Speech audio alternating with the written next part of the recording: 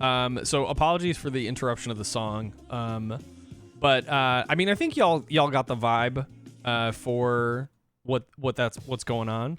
So the instrumental is going to be playing in the background the whole time. So again, if you want to check out Strike Boogie's music, it's just !music here. You'll get all the links related to that. And then as far as the show goes, I guess I should transition to just like my screen so y'all can see my face, right? So hello, hi everybody. So welcome to the XP Talk Show. My name is Steve, KonkyTalks. It's been quite a bit since we've done one of these shows, these interviews. And a lot of that has to do with obviously like my stepping away from streaming and all that. It's during my stepping away from streaming, I had totally disregarded my website, which allowed you to schedule talk show interviews. So while that was happening, I got an email notifying me of a show, and I'm not gonna lie, my first emotional response was like, fuck, I'm not ready for a talk show after taking a step back from streaming and not being really present for that. And I'm very glad that I received the notification from this person, Strike Boogie, which we're going to be speaking with today, because for Strike Boogie was one of the creators that I got introduced to from a mutual friend, It's Yosh. Shout out to It's Yosh. Yosh is awesome. He's known Strike Boogie for like literally years since Boogie's been doing. Is it okay if I call you Boogie, by the way? Yeah, you can call me whatever. Okay. Since Boogie's been doing his thing, like digital art illustration, that sort of thing, before transitioning to music. And after, hanging out in streams and like actually getting to talk with him, I realized that there was some sort of vibrational accord is what I've talked about on stream. And just to elaborate on what that means, a lot of people like, oh, it's a vibe. Like that word to me is very watered down. It doesn't really explain much, but I think there's a lot of like things you can comprehend from it, right? And so I think that everybody, based on their life experience, and this is where it gets kind of woo-woo, but this is just, again, my belief, they exhibit or showcase music all the time in the way they speak, the way they carry themselves, the way they make art, the way they just are as a human being. And every once in a while you come across somebody that is in the same vibration as you, making the same music or similar music or close enough to the same chords. And that's how I felt about Boogie. And I hope you guys enjoy this conversation. Again, we'll be taking questions throughout the entire duration of the show. So if you have any, Boogie's got the chat pulled up so we can answer in the moment. But if you're afraid your question is going to be missed, you can queue it up, ! Q, and then type out your question or anecdote, and then we'll be sure to ask it at the end of stream. And without further ado, let's get into the conversation. Hi, Boogie. Good to see you. Sweet. Yeah, it's good to see you too. It's almost like we were talking really a week ago, Literally, it's like we just never left. It's like camera on, camera off, camera on, and then here we are. Yeah. Well, I think that's kind of like how I don't know. I feel like a lot of relationships in general, and I think we talked about this a little bit during the pre-talk show interview. The like ability to just like kind of pick up where you left off and like share what you've been working on or just like shoot the shit. You can kind of, there's like no awkwardness to it. It's like you just pick up where you left off. It's that's something that I felt like has always been present. And for everybody who is not familiar with you, let's do like a little brief introduction. Go ahead and tell everybody who you are and a little bit about what you do. Okay. Well, I'm Strike Boogie, and I am a creative director of the sorts, or creative artist of the sorts, in the arts and entertainment. I make music, I draw, I'm an illustrator professionally, and I do photography, videography, everything you can possibly think of. I act, I do soundtrack production, involved in some animation stuff. Like it's pretty intense in terms of what I do and how much I do. And I've been doing it for a really long time. I would say professionally, I've been working in the industry of the arts and entertainment for about 21 years. Um, and I've worked with a lot of different companies. I've once worked with Neo Geo SNK through a side company with Marvel. Wow, I've worked with Dawn Richard from Bad Boy Productions or Bad Boy Records during the time that she was with Diddy Dirty Money on a comic book series that she released, and I did all the cover artwork for. Oh boy, there's just a list, There's and I a always lot. forget about it because I never write just so much stuff that I just kind of like accepted forgetting about it and just moving on to the next thing. I always just like working on the next thing, and I don't really like sit too much on the stuff I've done in the past, especially because a lot of what I put out into the universe now is so much different than what I did back then. So I guess that's what we're going to talk about anyway. So Yeah, we're going to talk about it. What that is. Yeah, exactly. Yeah. He's been itching. He's been itching like Dave Chappelle when he's like, I want some crack. Like, he's been kind of doing that. I have, yeah. They were, like during the whole pre-talk show interview, like I would get like little snippets, little whiffs, so like, ooh, that smells good, you know. Like I want to explore more with this conversation, but I was like, we gotta shut the fuck up. Like we can't talk about it right now, you know. Like we gotta save that juice for the show. So yeah, so let's unpack this, and we're gonna go like in stages. A lot of the stuff that we've already talked a lot about it about this stuff in snippets, but again, like we're gonna be getting into the weeds a bit. So I really want to start with like, how did you start pursuing being a generalist, and like how did you figure out, you know, how that was going to be a thing? Because usually when it comes down to an artist, and this was like my perspective, you know, going into college, because I also went to art school, for those people who don't know, but I didn't really have like an artistic background. I was more of dabbling in a bunch of different things. And so the term generalist was genuinely like frowned upon by my colleagues, by like school, by, you know, literally anybody that was like trying to get into the industry, because from that perspective, it was like, well, you're not really good at one particular thing.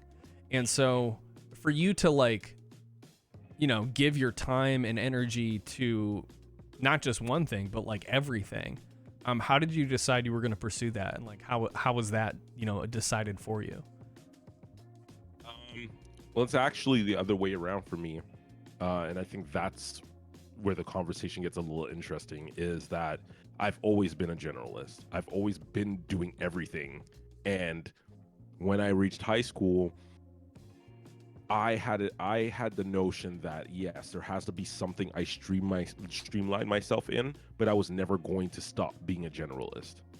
So Okay. for myself, I was like, okay, let me pick something that I need a challenge in that I wasn't particularly experienced in, that happened to be visual arts. Okay. And I wasn't that good at it at all. I just felt that, like anything else that I've put my time and energy into, I will evolve, and I know where to focus my energy. And I wanted to be an animator, and I want to be an animation director, to be specific. And this was before I had this idea that I wanted to be a judge. So I actually wanted to be a lawyer to become a judge. But then I was like, this is conflicting with my ability to actually have a voice. So that switched into me going, after all those things that I said I know how to do, and I was doing them kind of on and off, I had this idea that that's what I wanted to do. But then that shifted in high school, where I was just like, you know what, I want to focus on art. And it's the thing that comes natural to me. So, but I needed to just have people focus on what that was, because I wasn't really comfortable with sharing all the other things that I could do in high school for whatever reason. I don't know. I just wasn't in my skin the way that I am now. So I was like, you know what?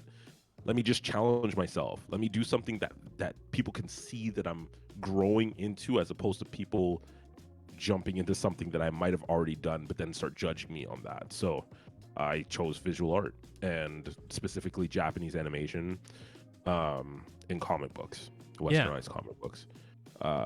So I put a lot of work and effort into that. Yeah, before we get into like, the specifics on like the artwork, I'm really interested in the direction. So like high school is obviously like a really big moment for a lot of people. It's where, you sort of get these like behaviors and agreements that necessarily aren't yours, right? People are telling you where to go, what they want you to do, especially like if it's from your parents or people that you love or care about or trust. And that can, I don't want to use the word like damage, but those agreements being put on you and you not creating those agreements and them being yours alone, can conflict. So like, was that where the judge like lawyer thing, was that agreement, like, was that one of those agreements that wasn't yours? And then you were just like, that was mine. That was yours? No one's ever made the decisions on what I wanted to do. No one's ever really done that with me before. Okay. I've always just had this idea that that's what I wanted to do. I just loved because I just have so many dimensions to me, and that was one of my dimensions. I love law. I don't know. It's very odd in that regard. I just found that on a personal level, I didn't have the voice. When someone is able to speak their mind and speak their embodiment of self, I didn't have that. So for me, it kind of went against me wanting to be a lawyer or a judge. Okay, so you created this conflict within yourself, and then you decided to like pursue the things that were more aligned with your ability to be more you, which is very unique. And I say that because like from my own life experience conflicts with that entirely. I had all this external agreements like being thrust upon me, and I felt like I had to go in a specific direction. I didn't really understand who I was until I was in my like early 20s, and I was still like, oh, here's a thread of like who I'm trying to be, what I'd like to pursue, that sort of thing. Yeah. So besides yourself, like who was helping you embrace you? Like who was helping you like along with that? There were very few people that I would say that did. My brother JC, he was a major influence. I mean, he'd pretty much been grooming me to be a walking archive of hip hop and since I was a child. He'd tell me stories of how he would just like play record players like all around me when I was a toddler, and like we just constantly played music in the house all the time, and he was always engraving stuff in me. So like I think that because I loved that so much too, he just kept it going like all the time, just kept being himself around me, and then that would just happen to be in line with him. And then my sister Diane, she also, when she used to notice all these random things that I would do, random acts of creation, she would stop me and she'd be like, do you not realize what you're doing? This is so creative. Oh my gosh, you got to keep doing this. And whatever, every single time I do something, she would point it out. So you had that encouragement like in your family. So these behaviors were being reinforced in that regard.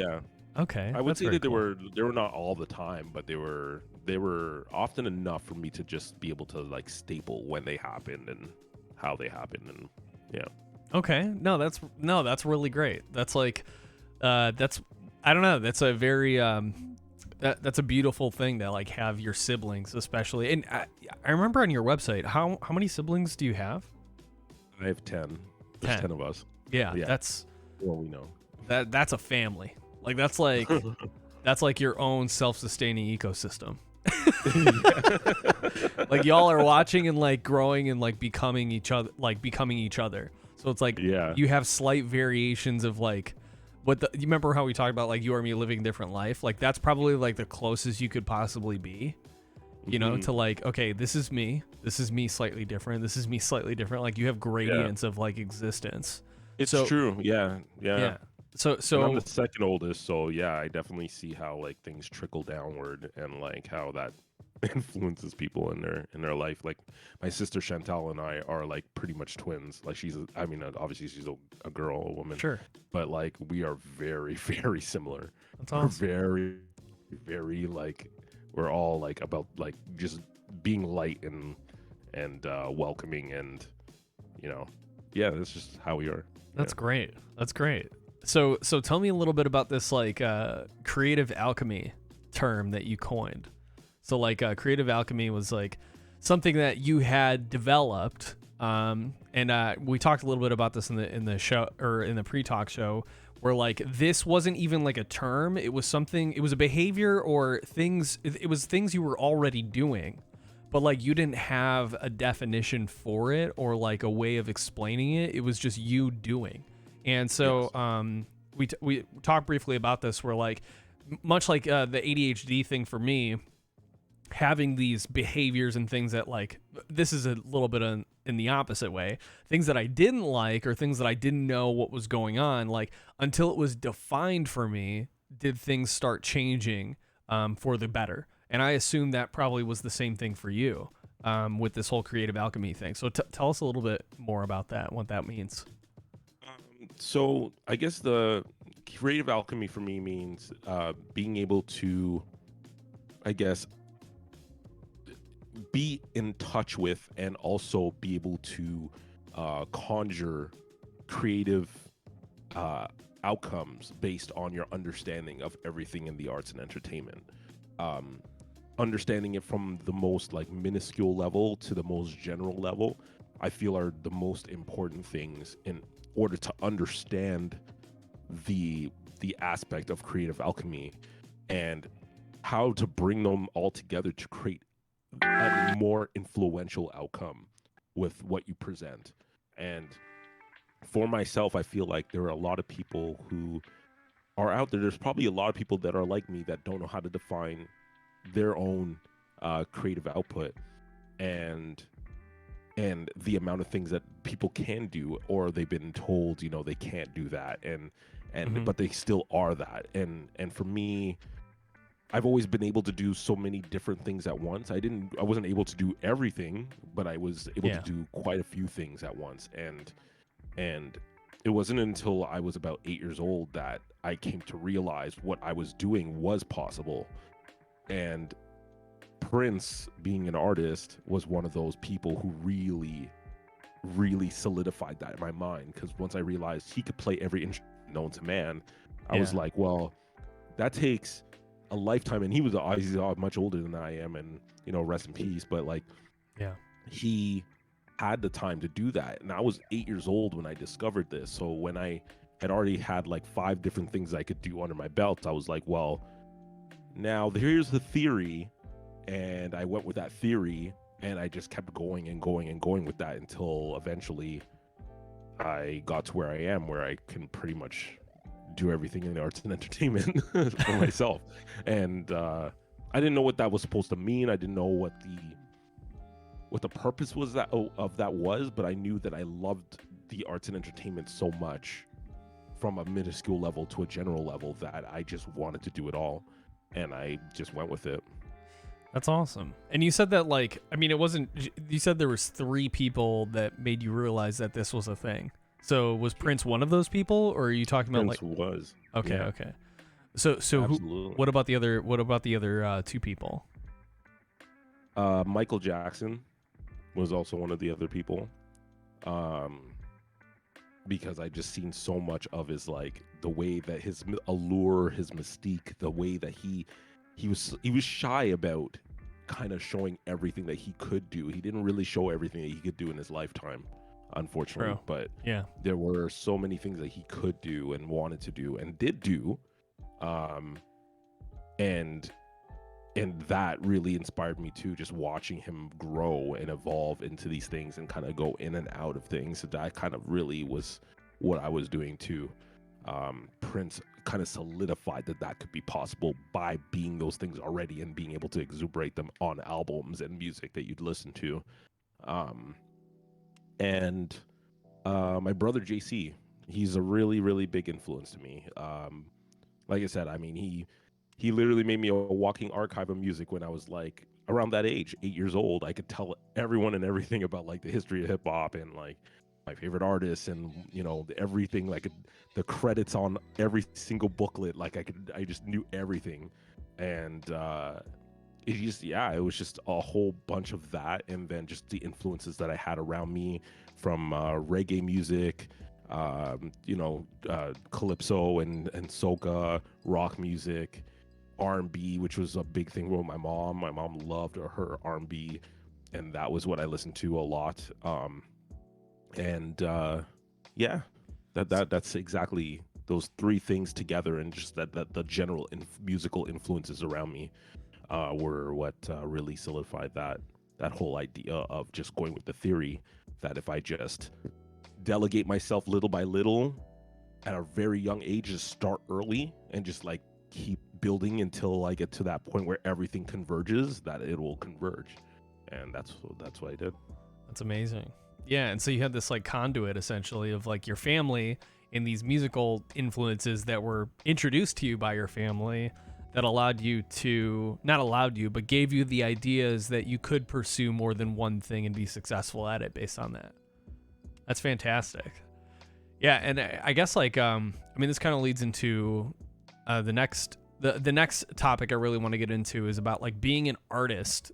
For me personally, has been a very like emotionally freeing sort of experience, and what I mean by that is like for me, like my childhood growing up wasn't the easiest, and so art, music in some regard, and just like expressing myself in more than just like one facet of artistry was a release of those emotional things. And so like my childhood was extremely emotional in a variety of different ways, and I feel like that's a huge factor in being an artist. And like we talked about the potency of emotions and how like connecting with people and like being heard and understood is a big part of like the art we create and the things we'd like to do. It's why this talk show came to be. Is like I want to be heard. I also want to connect with individuals, and I want to feel like I have the attention of the person I'm speaking to. And I can't help but think that's a huge factor in what you're doing. And you know, us talking so much about your family, like having 10 siblings, that's a lot of attention being distributed to all of you. Do you think that was like a factor in you pursuing the arts in the way that you did? I have to say that it probably was a major thing for me. Having that happen, and then also just my internal struggle in general. I feel like the first part of my life was a survival mechanism that I didn't realize was a survival mechanism. Just embedding myself into so many different things.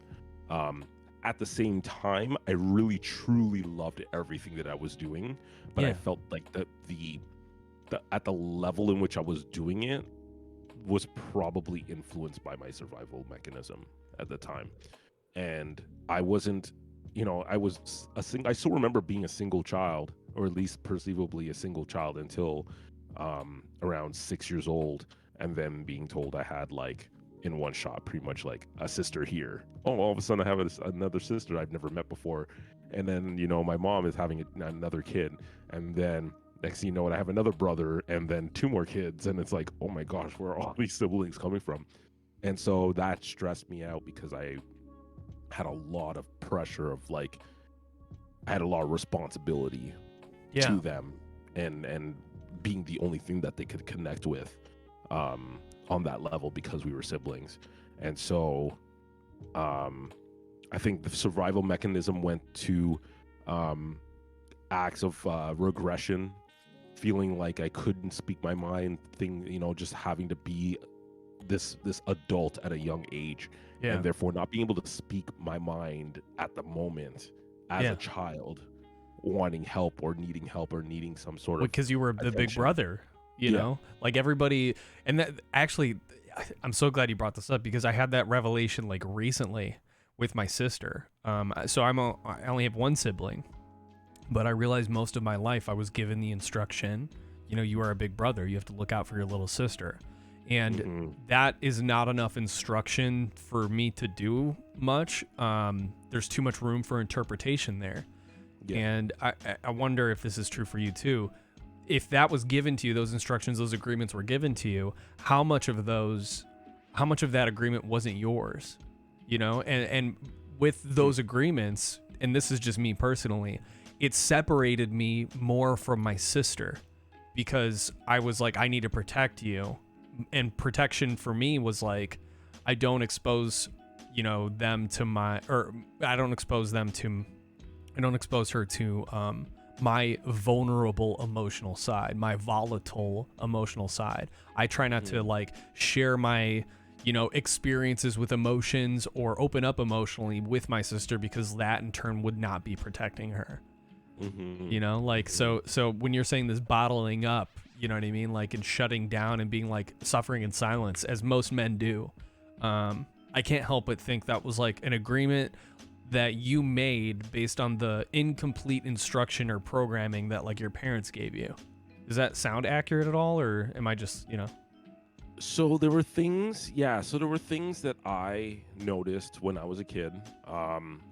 This level of dysfunction that was there, and protecting my siblings was to not get them too deep into the dysfunction, or at least not let them suffer the repercussions of noticing those dysfunctions. Yeah. And so I would throw myself into trouble almost to be the one that takes the most trouble out of everything so that no one else gets into trouble for things, or like, getting the it's attention really on interesting you. you're talking about it, because when I'm actually thinking about it, and I'm actually like thinking about the response to that is the truth behind that. Like, that it really is like, I think that's why I would do things that were out of pocket. I did a lot of like troublesome things, or not a lot, but I've done troublesome things when I was a kid as a response to, look, I really need help. This is too much. Yeah. Can someone help me?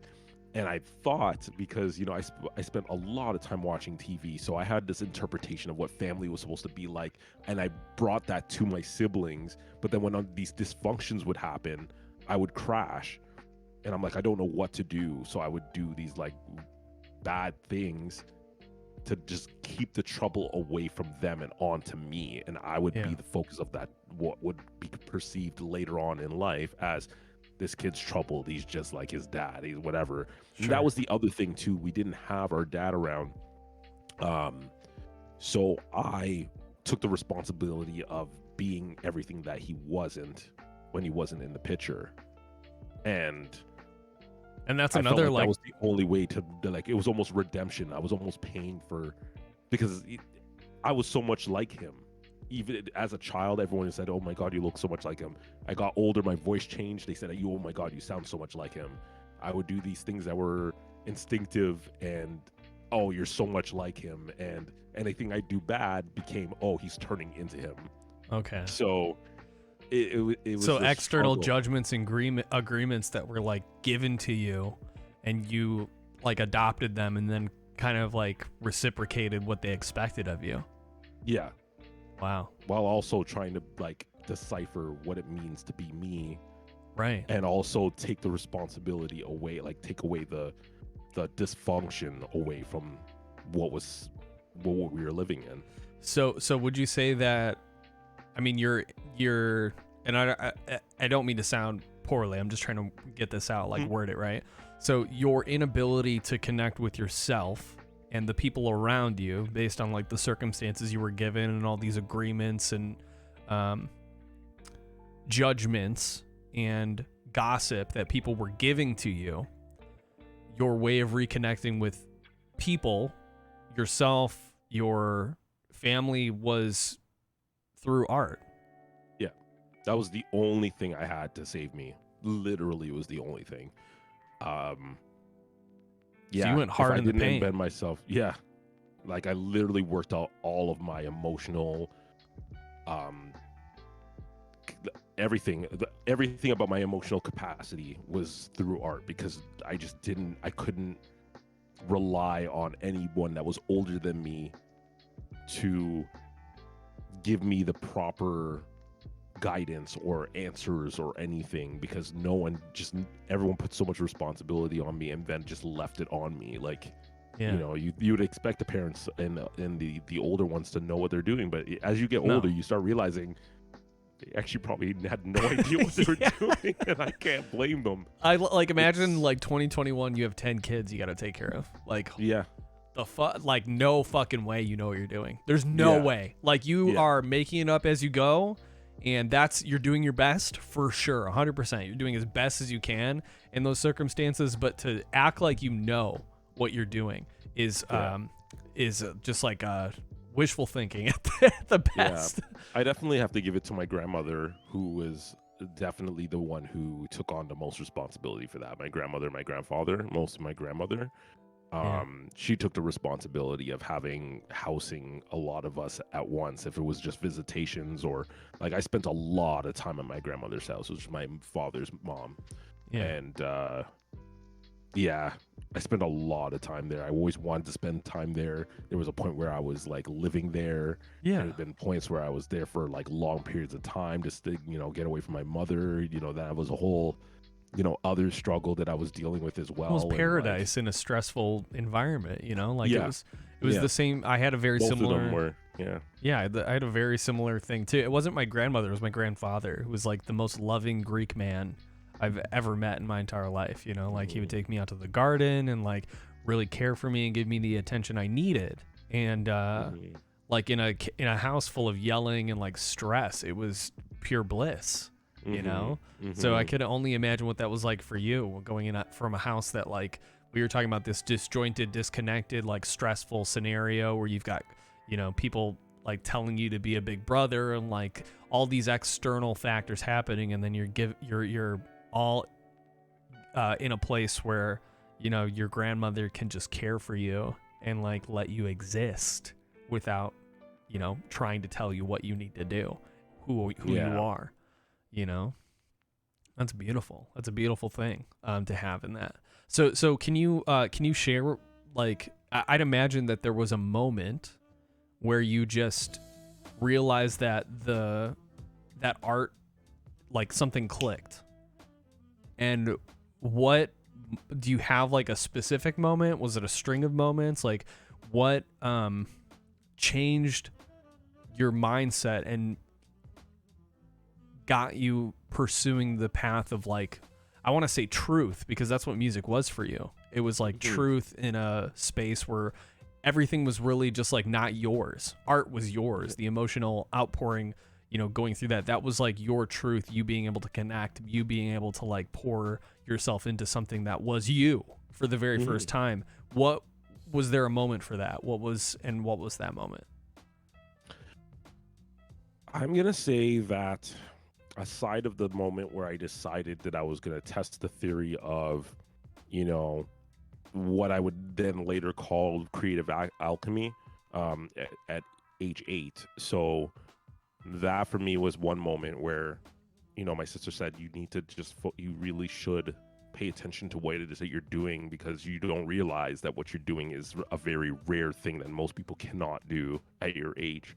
So I really started paying attention to each component of the arts that I was already doing, and then going, well, how is this tied to everything else? If someone were to ask me, if this doesn't work out for you, if acting doesn't work out for you, what will you do? And then I would always have the answer. I'm always going to be trapped in the arts. No matter where you put me, I will always find my way back. And that's what made me start focusing on the other components, trickling down from acting. Sorry, so script writing. I've always been a writer, so that was always a thing that I was going to do. But then acting was another component. Music was another thing. When I was in high school and went through the stages of, each year, getting to the last year, that became another thing. I was already creating a series of multiverses for this, this storyline that I had, and I already wrote it since I was in grade 7, and like it was expanding and people were paying attention to that. And I was like, you know what? It's so weird because everyone likes my artwork, and that's the latest thing that I started to do. It wasn't something that I was doing since I was younger. I only started to really go into it when I was in high school. And I'm like, people really like what I'm doing here, and yet they have no idea what I'm actually going to do. So I'm like, this is a moment, because I was like, I'm gonna let people, at least for now, think that the only thing that I can do is illustration, because I'm not ready for them to know what I can do outside of that yet. And I kept developing it. I'd be at home and people would think I was just doing art, but I'm like, no, I'm in the house singing, I'm there writing, I'm there plotting and planning, I'm there like, yeah, going like 10, 20 years into the future saying this is what I know I'm gonna, at this point I'm gonna do this and that, and I'm just as meticulous as hell. Yeah. And I knew that at the end of the day, music was one of those things that was gonna be surfacing, so I had to prepare. Okay. And I just kept writing and writing, and so that moment, yeah, I would say definitely right after high school when people started to really pay attention to my artwork and how early at the stage I was in that, realizing that I had a skill for absorbing pretty much anything that was around me, and I really went in as far as possible with everything else. That's awesome. Yeah. Okay. So is this where like the persona, because you weren't Strike Boogie the whole time. This is where Dark Child X2K, was that like manifested in high school? That was manifested in high school, based on a character that I created called Dark Child. Okay. And I said, you know, if I'm gonna tie a name to anything, I'm gonna tie it to a character that I've created, so that people will always have a reminder of the character, even though they've never seen the character before. So I said, okay, I'm gonna call myself Dark Child, and then add X2K as like the time period. This is kind of give it that era. Just to give everybody some perspective too, like and for everybody who doesn't like understand what SEO is, Boogie's been doing SEO before SEO was even a fucking thing. That shit's crazy. Dark Child X2K, like if you were to put that into Google, I guarantee you'd be able to. I'm gonna do it right now. You can. It actually was the only thing you could find. Is anything Dark Child X2K is. I literally rated the internet like 2006. I went. Jesus Christ, dude! Look at this shit. This is crazy. SEO. Yeah, here. Everybody, you need to. I'm just gonna put the Google search into the chat if you guys want to check it out later. Okay. Like this is like when you're talking about like doing SEO before you even understood what SEO was a thing. You're just like, when you were talking about like, you know, I mean, it's one thing to be like, yeah, I want to do this in the future. I want to do this in the future. But to be like cognizant of the fact that, you know, when you put this persona, this character into place, you're like, okay, it's not just me.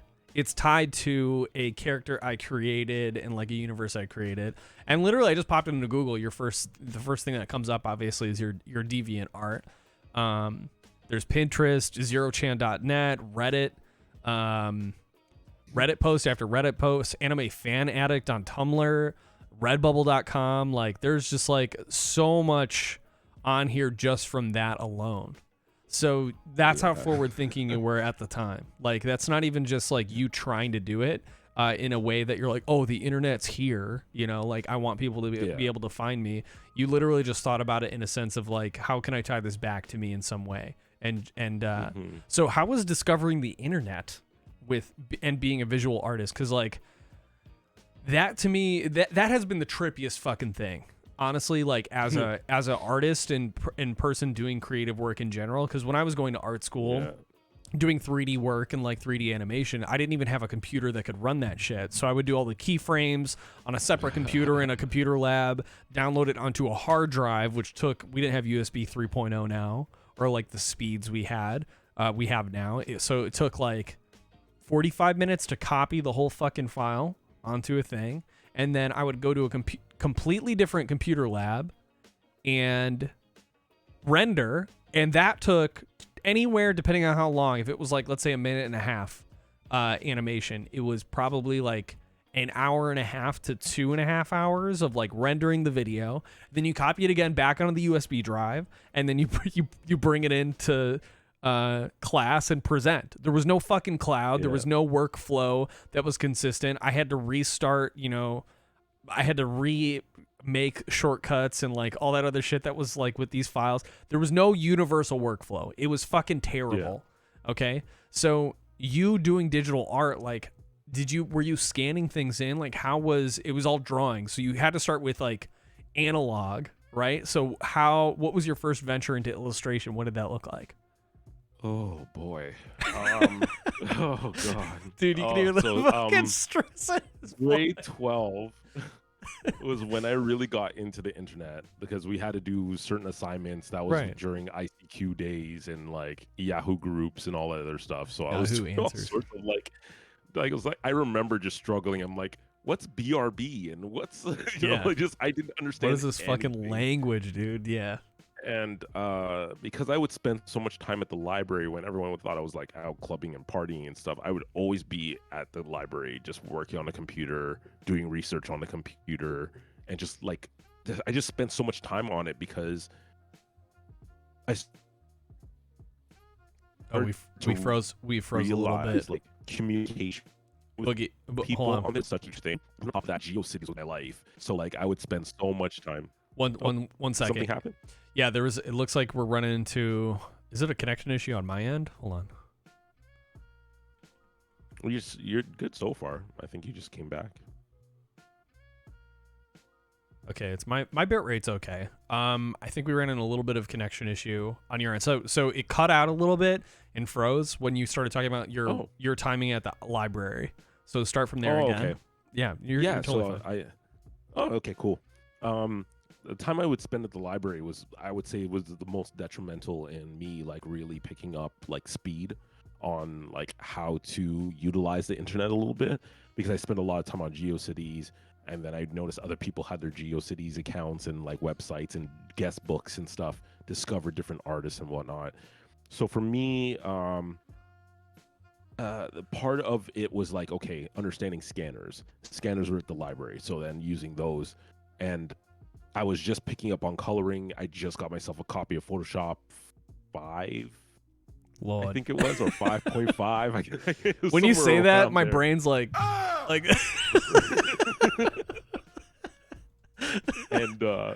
and Windows ME became a thing, and that was like atrocious. And oh my god. I'm really dating myself here. Hey, so you're okay. But yeah, and then a lot of time spent at school. After school, I'd be there like tucked away in one of the classrooms until 8 at night, when the janitor was still mopping the floors inside the school and had no idea that there was one student just sitting there in there. And I was really trying to like get my grasp around the internet and using it and scanning things, you know, trying to figure out how to color, you know, trying to figure out how people are coloring using Photoshop and all those things. Little tutorials here and there.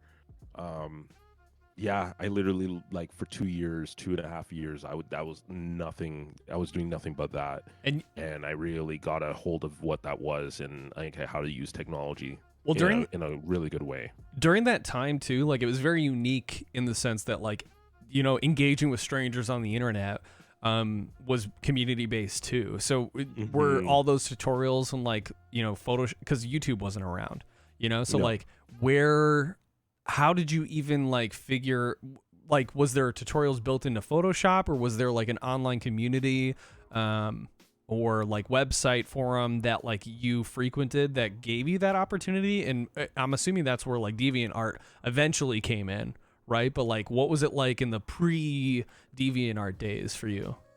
Okay, so a couple things. So there were two components that really played a part in this. So one of them was that there was a company called Dreamwave Productions at that time that existed, that used to do a whole bunch of like the later part of Dreamwave did the Transformer comic books and all that stuff before they went to IDW.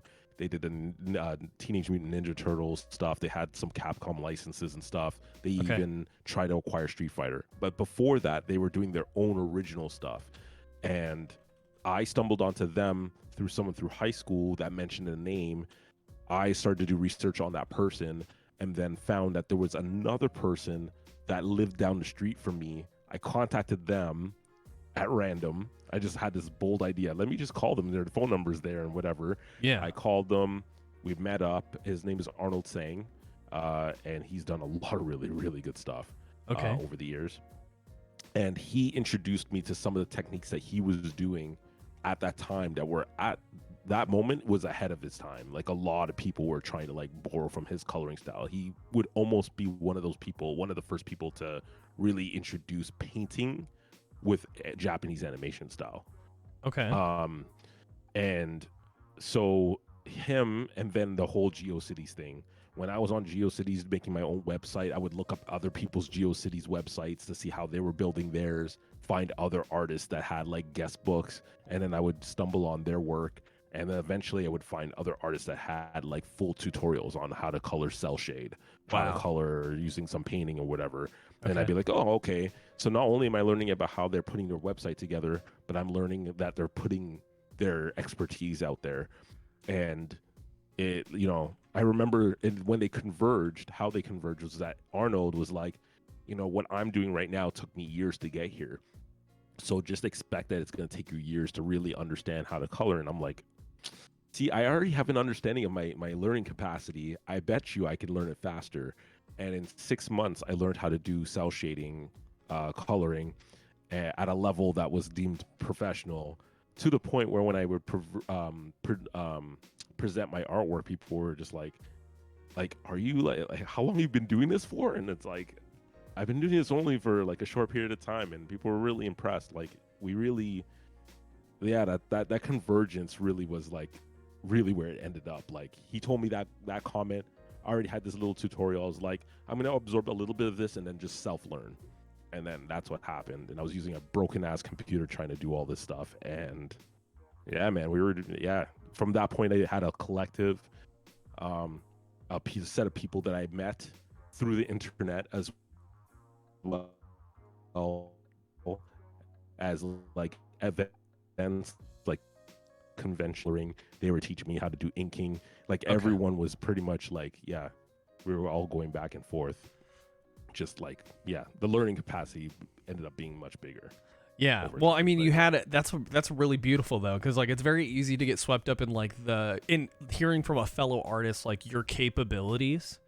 You know what I mean? And like being like, okay, well, that's my capability because they're more experienced than me. But like you were like, fuck no, dude. I've been doing this. You know, I've been doing this my own way for a long time. So that's crazy that you were able to like piece together essentially how you were going to accomplish whatever it was. And I mean, you were obviously fully dedicated, like giving yourself hours and hours, not only practicing the art, but also creating a method in which you were absorbing the information too.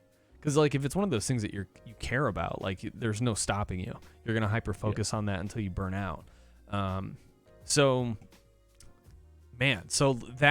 So you started primarily as a visual artist. So Darkchild X2K was like the manifestation of that, and then that's what people were paying attention to, and then Deviant Art comes along, and that's where like shit hit the fucking fan for you, right? Or what were you doing before DeviantArt? Was there like were you doing any comic books or illustration or anything like professionally before DeviantArt? Yeah, so I had already released my first comic book preview for a series called Mega 18 Genesis that came out in 2003. I had already done the convention circuit, so people had already known who I was at that time. I knew some companies. I knew a bunch of the people there. I was really circulating in that regard. And on top of that, I just got an offer for working in character design for a game. And also trying to apply for college, because I took a break and I was like, I can't go to college right after high school. I need to focus on my thing. Right. So that was just before DeviantArt, or before I decided to go on DeviantArt, because I don't know what year it actually came out, but I got an account in 2005 and only started using it at the beginning of 2006. Okay. So I had a series of artworks that I had done, but I hadn't really completed. And then when I went to college and we had the college strike, it was 2005, late 2005 or early 2006, the colleges went on strike, and there was like, I think it was like 2 months where we had no school, but I was living on campus or not around campus. And I said, you know what? This is the perfect time for me to like drill and get to the next level of my coloring, of my artwork and whatever. I went in and I started updating DeviantArt. I'm like, you know what? There's a huge community here. Let me just like start putting my artwork up and like let people know what I'm up to. And the first drawing that I did, or the first drawing that got popular on there, was maybe like one of my first 5 posts. It was the Gara of the Desert picture that I did, and I think to this day it's like sitting at some ridiculous number for likes and views and people sharing it and all that stuff. So that's really where it started. I had introduced some of the stuff that I had done before DeviantArt, and then from that point, DeviantArt was pretty much my life. Like, I really loved updating that and, you know, doing more artwork and then being able to post it there, because that was where I would say that that's the first community that I really got into. And you really mentioned when we talked about DeviantArt, you mentioned that there were people that like followed you from there, Yosh being one of them, right? Was that DeviantArt days or before that? I think it was after. After, okay. Yeah, it was after I pretty much stopped using DeviantArt. He discovered me. Yeah.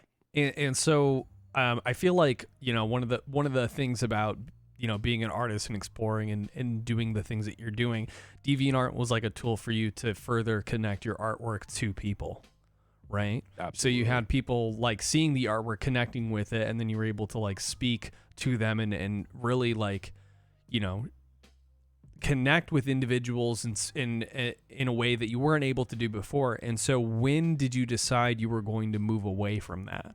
Like, when did it stop being a fulfilling experience for you, where you were like, okay, I got what I needed from this, it's time to move on to the next thing?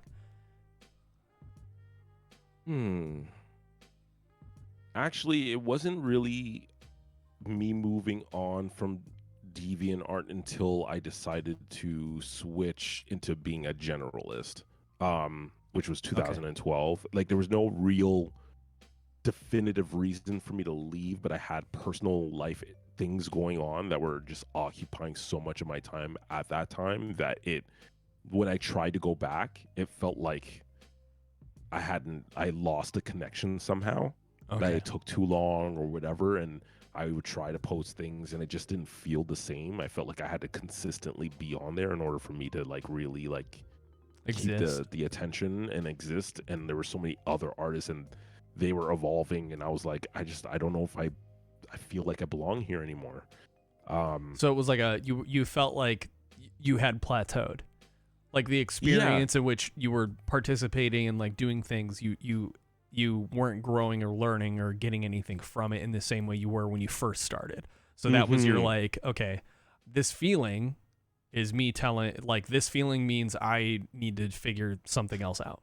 Yeah. Okay. And I didn't know what that was because like I said, that was a community that the first community that I experienced really like meeting people and like you said too, like I've met people on there that I talk to today, and it's like 15 years now, and like we're connected and we're close, and so for me that was an odd situation to be in, just to like not be able to use that platform really as much as I would like, and trying to find another community, because already, like we've discussed before, joining communities is not a thing that we connect to easily.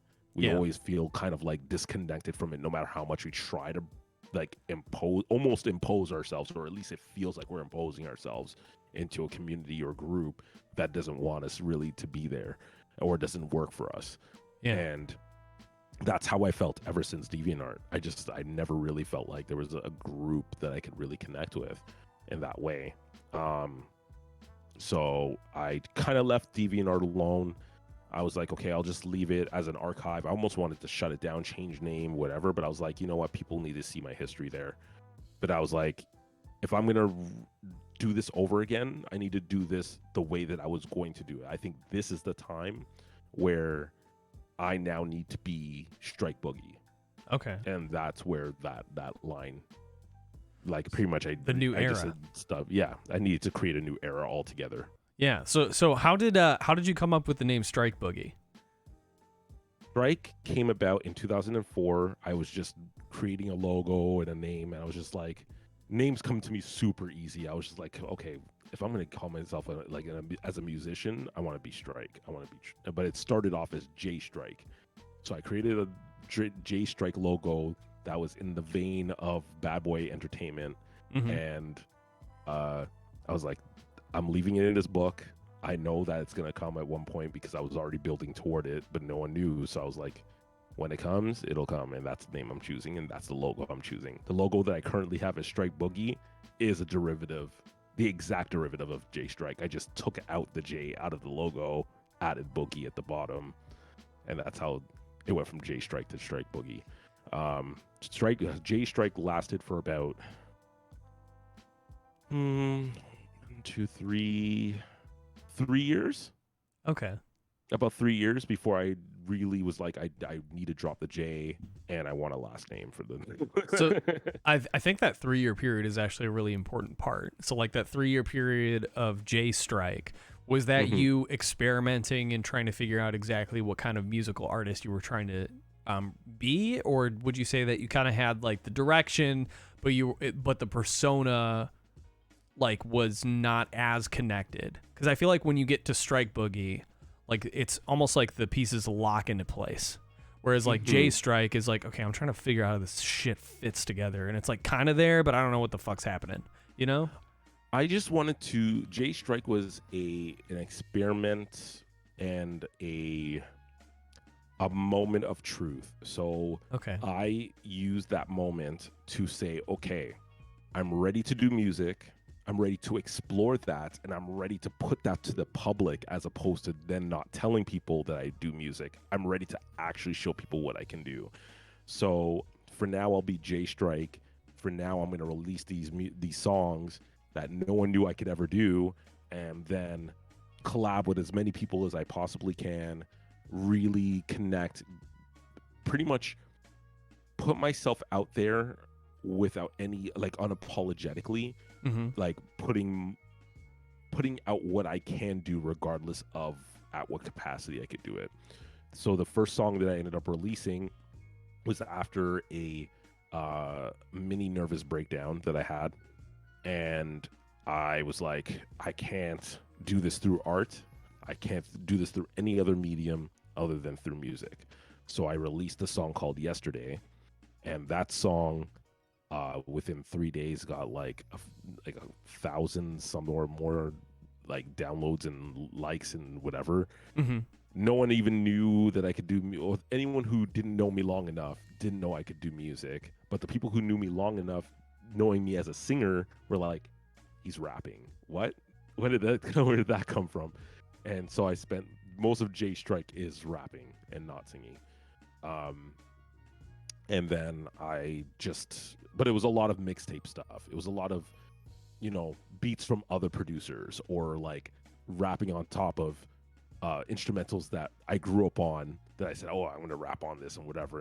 And then just like at some point, like near the end of that whole J Strike thing, I was like, I'm not connecting with this anymore. I don't want to perform it. I don't want to be seen doing any of these songs. I know I can produce, but I didn't have the technology, the means to make things happen the way that I do now. Yeah. It just did not feel right to me anymore. And it was like, okay, I'm stepping away from music because I need to undo J Strike and get into Strike Boogie. And I took a substantial break, actually. Like, I want to say like 6 years. 6 years from making music? From making music publicly, yeah. Oh, okay, publicly. You were still working on stuff, but it was just like, okay, yeah. I'm not. But I'm not as anything. An artist. Yeah, as an artist, I'm not publishing anything. I need to figure out where I belong. Music was also changing. Like it started turning into the whole trap thing, and like just what I understood about what R&B and hip hop is and whatever. That was changing within like the last like 11 years. Yeah, completely transforming, and I wasn't really getting it. So I was afraid that maybe I was too late. But I was like, I know how to absorb this information. I know how to absorb what I do like from what I'm hearing. And so I just need to sit with that. In the meantime, I will create music that I know I want to make soundtrack music specifically. I was working in soundtrack production for animation films and for indie films. And I was also still writing, still putting music together, still putting projects together, and still working with the one producer that I did like putting my voice on, which was Blue Jones. And so, but yeah, in terms of music, I just took a break. With artwork, I was still kind of doing things here and there. But even that was a little bit of a struggle too, because I was starting to not like enjoy doing artwork in the way that I did before for people. And yeah, it was a journey, but I did finally get to being Strike Boogie. So how did you come back? What was the moment where you felt like you were ready? When I decided that the way that I wanted to come back was through storytelling. It went back. It's like, remember how you started, and I, as a writer, as someone who likes to create themes for things, I was like, you know what, my discography, if I'm going to listen to other people's discographies of like people who influenced me, start like that. I want to have original music from the jump. I kept producing in the background. I was producing music all the time, and I was like, you know what, again, if I'm going to start introducing people to where it always began with people need to know. So I'm going to release a piano album, because piano was the first thing that got me into music. It was the first thing where I realized I have synesthesia, you know. Synesthesia? So meaning what kind of synesthesia do you have? It's like hearing a language that you didn't know you understood. For whatever reason, it hits you differently. Like when I touch the piano, I like get very, very emotional. Like I'm crying, because it's almost like I'm hearing someone talk to me in a way that I've never been spoken to before. Like that deep, deep, deep connection, that thing that I just like, I've been yearning for my entire life, that connection that I don't really feel from many people in this life. I get it through piano, through playing it. It's like every key is a language, it's a word, it's a description, it's a painting, it's everything that I ever want to do at once. So when you hear it, is it like emotionally, you say it's emotionally stimulating, but like what's going on in your brain? Like visually, how do you interpret it? Because synesthesia, from what I understand, right, is like you can hear or see things and they're interpreted differently by your brain. So yeah, is it an emotional interpretation specifically, or is there like a visual aspect to it too?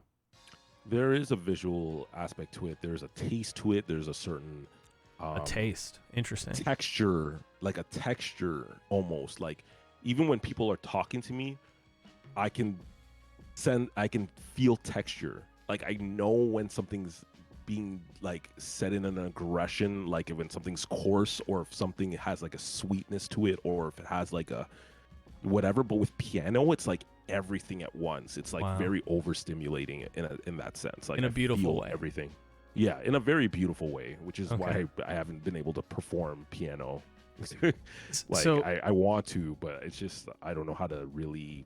I don't know if you'd be separate myself without being like an emotional wreck on stage. Yeah. I mean, that in itself would be like, I think, a very intimate thing. I don't know if like doing it on stage, and this is just a thought, but I don't know if you saw, did you see Bo Burnham's Inside, the special? No. So Bo Burnham is he was a comedian, and he left comedy like 5-6 years ago entirely. He's a musician, a musical comedy artist. He was one of the first like YouTube children, like the dudes that like just blew up overnight, millions of views, that sort of thing. And he stepped away from it to do movies and screenplays. He made a movie called 8th Grade, which was like the personification of being in 8th grade. I don't know how to explain it any other way than that. So he leaves comedy for 5 years and he comes back and he does this special called Inside. It's about being, inside during the pandemic and what it did on his mental health. And and there's all this music and stuff that he created. But it's an extremely intimate special. It's not a comedy special. It's just like, this is the curated experience that like I poured all of my attention and time into, and I literally obsessed over every detail. And here is the most nutrient dense thing I can give you. And so he gives pieces of himself through this art. And that's what I'm thinking about. Like when you're saying, I don't know if I could do this on stage. I don't think that honestly would be like as beneficial as being able to just have the honesty, the conversation between you and the piano and a recording and just letting that be. Because I think a lot of people get, especially as an artist, right? There's a certain perfectionism that comes with like what you want to do and how you want to show things. I think like in that perfection, striving for that perfection, which is impossible, you'll never be perfect, but striving for that, you also could lose some of the authenticity and the honesty that comes with just showing. And exactly. And when you're talking about, getting in touch with, getting rid of J Strike and reassessing yourself and coming back as Strike Boogie, I can't help but think like, during your 3 years as J Strike, you were re-experiencing what it was like to be an artist who, before you became an artist, you had all these people giving you perspective and opinion. Now with the internet introduced, right? And so you have the illustrator opinions and gossip and like words coming at you, and so you're starting to question your foundation and what that means. And so you're swimming essentially for so long, and then you're swimming as J Strike for 3 years, and you finally pick your head up and you're like, what the fuck am I doing? Where am I? There was a level of shame that I felt with some directions that I'd taken as J Strike. I don't connect with that at all, because like while I was really exploring my capacity with what I was doing, I felt like certain things that I had done was just like I just wasn't feeling it. Like you weren't connected to it. I just wasn't connected to it, and I think that part of the toxicity of hip hop sort of surfaced through some of the stuff that I was doing when I didn't really want that to be the case. Can you elaborate more on that? Like, because I'm not familiar with the world of hip hop at all as you can imagine, cis white man. Like, it was one of those things where like I definitely listen to hip hop and I enjoy artists and stuff, but like I don't have any experience, and I'm sure a lot of the people who are watching this too, like they don't have much experience in hip hop and like what that means. And I mean, from what I like outside looking in, I'd imagine that there's a lot of like judgment based on emotional vulnerability and like wanting to be open and honest about like your mental health or feelings of love or anything that would be vulnerable. Because, life in hip hop culture is genuinely come from very hard life. Right. So like, yeah. And I mean, like, so from my understanding, what I understand about hip hop from how I grew up with it, and I'll try to keep this part short, is like, I grew up on hip hop when it was about conscious rap, when it was talking about issues that we need to address in order to make change, positive change at all times. This is like the Queen Latifah era. This was the Tribe Called Quest era. This was like Del the Funky Homo Sapien. This was Big Daddy Kane, Heavy D, like Rakim and Eric B. and Rakim, Public Enemy. Those were the artists that were trying to incite change, right? They wanted things to change for the better. They needed people to understand that there's oppression in the Black community. These are the things that need to change. This is how we can change. Awareness, all these things. Gangster hip hop comes into play because, for once we're able to talk about the struggle of what's going on in communities, in deep communities that work against us. We're trying to get out.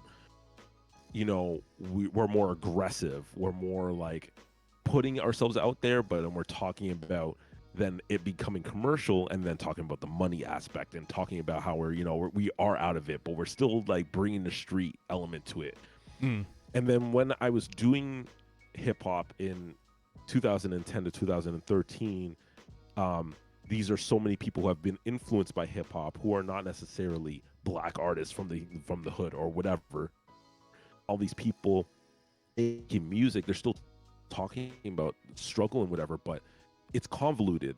They don't necessarily know the history, or they don't necessarily appreciate the things that you want to talk about that are conscious anymore, because that's not really a thing anymore. Yeah, I used to hear so much about that. I would talk about things that are conscious. It's like, oh, I'm not really into conscious rap.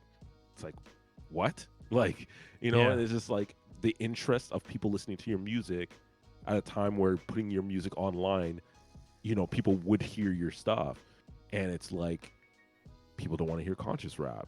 But yesterday was the first song I dropped, and it was conscious rap. I was talking about real shit, and not to say I wasn't ever really talking about real shit. It's just that when I started to get a little bit more aggressive with the things that I was writing and the things that I was creating, it was bringing every aspect of pain that came from hip hop and what we would address, and then it started to bring in all the sporting rap into that, and then it started to bring in the negative aspects of, like, you're saying things that are aggressive and like you wouldn't necessarily be saying all the time or whatever, and just I started to become what I felt was the things that I didn't necessarily want to embody in hip hop. Those are not the things that I grew up on specifically. Even though I was good at doing them, they were not the things I wanted to keep putting forward. And I felt like, it's influence too, right? You work with certain people, they love your stuff. They're like, oh my God, I want you to, like, I've had people ask me to write stuff for them for battle rap, and I'm like, but then I'm talking about shit that, like, I'm talking about someone. In battle rap, you're going at someone, right? Like, you're really doing that, and it's like, I don't know if I want to do that. I don't know if I want to be responsible for that, putting that out there. And that's why I started to really not like what I was doing in rap. Like, I love rap, and I feel like I'm still really good at it. I just don't want to be putting out the wrong kind of music. And when I listen back to some of my old stuff, even though I put a catalog out there, I did put it on SoundCloud exclusively. It's called Changing the House of Strike.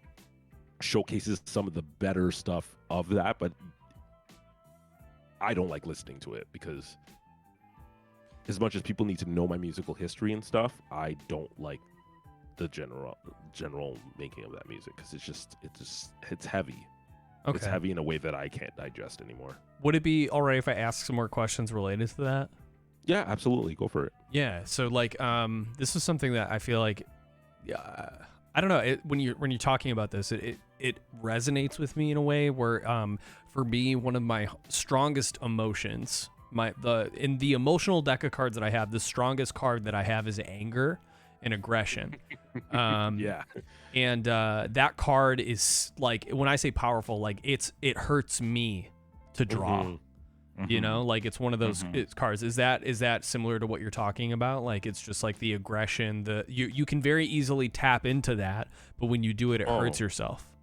Oh yeah, for sure. Like, okay. I'm very Bruce Banner Hulk. Like, I always say, like, inside I'm probably always angry to some degree. Yeah. And part of the change that I made from J Strike to Strike Boogie was that I did a 1.5-year meditation during the time that I decided to stop doing music and pretty much everything creative. I just sort of stopped, and I took a 1.5 years to go through meditation. And the reason why I have my tattoos that I have now are all based on my meditations. And J Strike definitely carried a lot of. I still held back. Yeah. Because I'm telling you right now, if I had actually been in a situation where someone challenged me, dissed me or whatever, and I was like, I'm bringing my anger to the table, I know I would rip someone apart doing that. But then me listening back to that, knowing I put that out into the universe, would fuck me up. I don't want to be doing that. Do you think that's part of, like, you know how you're talking about the piano connection and like how that, you know, emotionally wrecks you? So because you have synesthesia, do you think that is a huge reason related to that? Yeah, because my wordplay and like the way that I decide to say things or like the way it connects is all a part of that synesthesia. I know I'm tapping into something. Yeah. That like I know I'm feeling it. I wouldn't just I would not like perform something if I wasn't feeling it. Yeah. Okay. It stops, right? So if I know I'm doing it and I'm doing it with that intent, it's gonna wreck me because I'm gonna listen to it. I'm gonna be like, oh my God, if I'm high or something, or like, you know, it's any situation where I'm tapping into some sort of avatar state and I go and I listen back to that, I'm going to be. I know what I'm going to experience, and it's a lot of that will be regret. Okay. I will regret having done that. And okay. I just don't want that. I didn't want that anymore. I didn't want to feel like I was putting something out there and just regretting what I was putting out. Okay. And I felt like a lot of what J Strike was me like not being comfortable enough to really. I just wasn't connecting, and that was a huge regret. Okay, and I guess this comes back to it, back to another question, because anger for me again, that card that is very very hot card that can hurt me, but nonetheless is a very powerful card. It makes me question. It makes me come up with a question related to like, how do you express anger, or do you try to refrain from it? And you know, for me personally, I, again, like in a very similar way, when that card is drawn, it can fuck people up. Like, I know how to, it's also my voice. Like, you can hear it in my voice when I talk about it, when I say, when I swear, or if somebody gets my attention and I really want to rip into them and I'm upset about it. Like, my voice in particular, it carries that tenor, and I know you can hear it when I'm speaking on it. Even just reflecting on it, I can feel my vocal tone going into that space, like so easily. It's just like that mental pathway, that groove is there forever, and it's never going away. Yeah. And so, what healthy ways are you able to express your anger? Be it artistically or just like, you know, whatever route you go to. Physicality, like for me, working out has been, especially over the past pandemic, and, you know, during the whole Black Lives Matter movement too, and like all these videos of like police brutality and, you know, violence being showcased on a scale that we haven't seen before, and our politicians being completely incompetent. Like, in an era where all of this shit is abundant, that card was hurting me because I wasn't using it. It was searing and burning the other emotions that were in place. Like, I couldn't figure out what to do with it. And so, you know, using my voice was one way of doing it, but like for me, working out and just physically doing something, physically being able to move something was like where that routed for me. How do you express your anger? How do you use that emotional card without it, you know, overwhelming you? I think that a few things come into play, but I'll say right now that will always be a work in progress.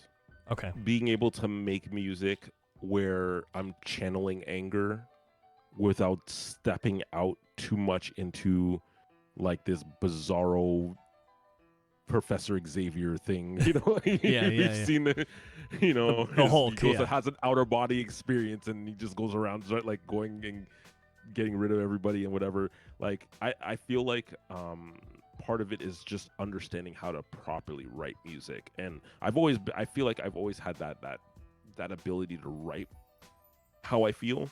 Yeah. It's just about writing it in a way that doesn't take me deep end. You know, and I feel like generally my whole rule is to always write universally, right? So that everyone can understand, and write so that nothing is about anyone specifically. Yeah. Just about the energies of it, carry the energy. If you're writing about the energy, get lost in the energy, but don't get lost in specifics. Got it. And that to me is so important. you need, as an artist, you have to be like, the same way that I draw something and I put all my anger into it is not to draw someone. I'm drawing the thing that's making me, I'm like bringing all that negative energy into it without making it personal. So it's the feeling, non-personal feeling that gets represented and used in the outlet. I would love to, like, are there, is there any songs that you've made that are in that vein, or is that, like, again, you said it's a work in progress, so I wouldn't expect, you know, you to have something readily available, but I feel like with anger, and this is where I feel like this is what I love about these conversations, is because, like, you know, oftentimes it's very much something that we consider a problem.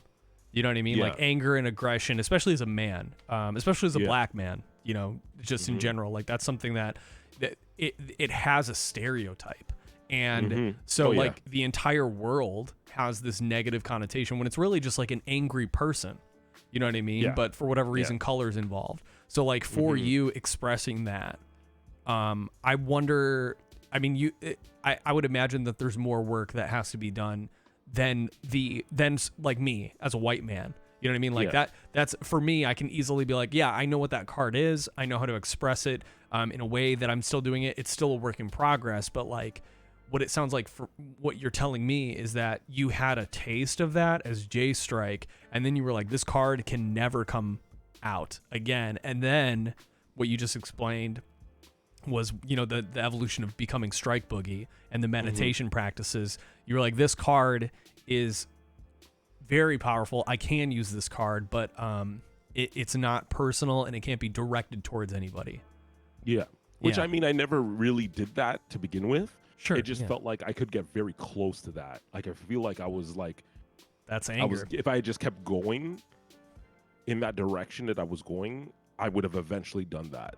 That's where I would have regretted it. Yes. You know, that's why I pulled back. Yeah, I think that's an important like threshold to understand. I think like with any emotion, but specifically anger, the threshold is when it becomes personal. Yeah, right? Exactly. Whether it's for I feel like people do that. People don't know how to not make things personal. I know that there's a lot of people who do. Yes, but that's not for you to take personally if they do. Exactly. And that's the hardest part. You know what I mean? Because like those agreements and the things that we've been dealing with and you've been dealing with your entire life that you've explained, like these external, you know, feedback, the external feedback you're getting, the conversations people are trying to like have with you, and the perspective they're forcing, or agreements they're forcing on you, gossip that you're forcing on you, opinions they're forcing onto you. Like that's all on them. Oh, for sure. So I guess this leads us into the next question here. Like, Strike Boogie came into existence as a result of not abandoning, but like recognizing the path you were on and realizing how like the music you were making, the art you were making conflicted with who you are as a person. And so you reassessed everything you meditated for an entire year, 6 years stepped away from music, like publishing stuff publicly, and you decided to re-enter. And so what was like, I'd have to imagine that there was like a moment during that time period where you're like, okay, it's time for me to re-enter. What was that moment? And can you elaborate a little bit about what you were doing in that 6 years that wasn't music related, that was still allowing you to be, you know, successful, like artwork, that sort of thing, if you can? Like piano, things like stringmentation, orchestration, soundtracks, those things I've always been to the heart as well. I feel like those things can be played and I can exuberate all of my emotions without ever seeing anything. And I felt like I could just do that no matter what. So in those 6 years, while I wasn't actually doing vocal records, I was still producing music. I was really getting into my production bag. So like for me, like production was a huge thing. At all times, I wanted to be able to just make my music as making it and really discover what I would rap on or what I would sing on or what I, you know, those things. I spent a lot of time doing that and making production for other people. That just gave me so much energy to just keep going and keep making music and and really just get comfortable with doing my own thing. In the midst of that, I've had moments where I experienced loss. I had experienced some trials and tribulations. So I was like, you know what? I would sit there and think, oh, I'm going to make a full production or whatever. And I would just sit there and just play the piano one shot, record it. And these pieces that I had done were over the course of maybe 5 years.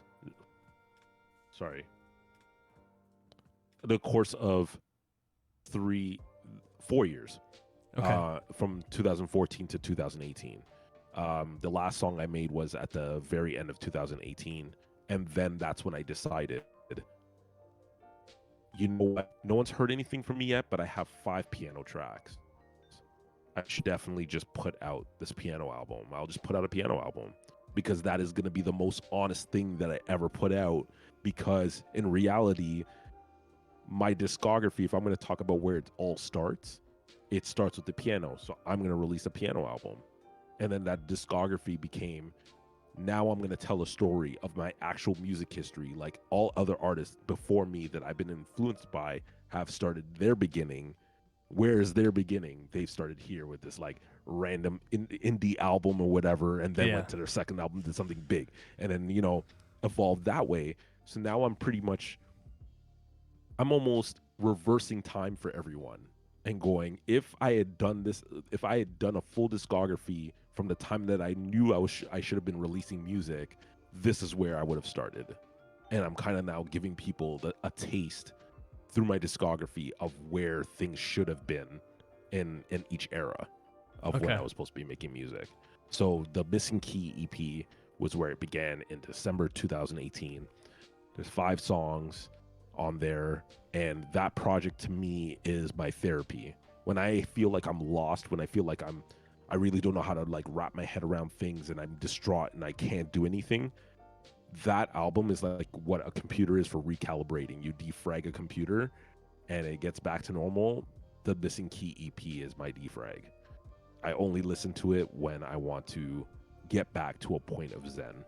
And it has a lot of emotion in it. You can feel the anger, the sadness, the happiness and joy, the moments of like plateauing, like everything I feel like is there. And you can tell that my experience with synesthesia lies in that album. Like there's a lot of magic in that project. Very cool. Okay. Okay, so this is we're in the new era of Strike Boogie. And I mean, how has it been re-entering? So when you re-entered, you came out with that album. That's been your like baseline, get back to baseline album that you can listen to yourself, remind you, you know, why you wanted to get into this and like what you were doing, and create, make yourself as close to what the like most purest form of Strike Boogie that you wanted to be. And so how are you? You kind of already answered a question I already had. So like, how do we get back to baseline? How do you maintain, you know, the persona of Strike Boogie? And listening to that music is one thing. How is it being Strike Boogie in this era of opinion and gossip and social media? Like, how is it, like, you know, for me personally, I took a big step away from streaming because I wasn't satisfied with what I was doing. And it wasn't, you know, a 6-year hiatus like you were. It was only a month and a half or so. And a lot of that was like meditation and like reassessing what my agreements were and what weren't mine and like how that was. And I found myself getting lost in my peers and others' expectations of me that I didn't really, like, they didn't give me, but like I felt like I agreed to. So like, how do you maintain your head in a space where you're not working just in music anymore still, right? You are still doing like other art and production and all this other stuff. How do you maintain yourself? How do you keep yourself like on the straight and narrow?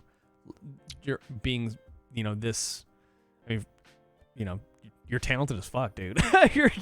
you're expressing yourself in more than one facet. And I can't imagine like not being lost in that for me personally. And it, you know, if your answer is I'm not lost, I know what I'm doing, like that's totally okay too.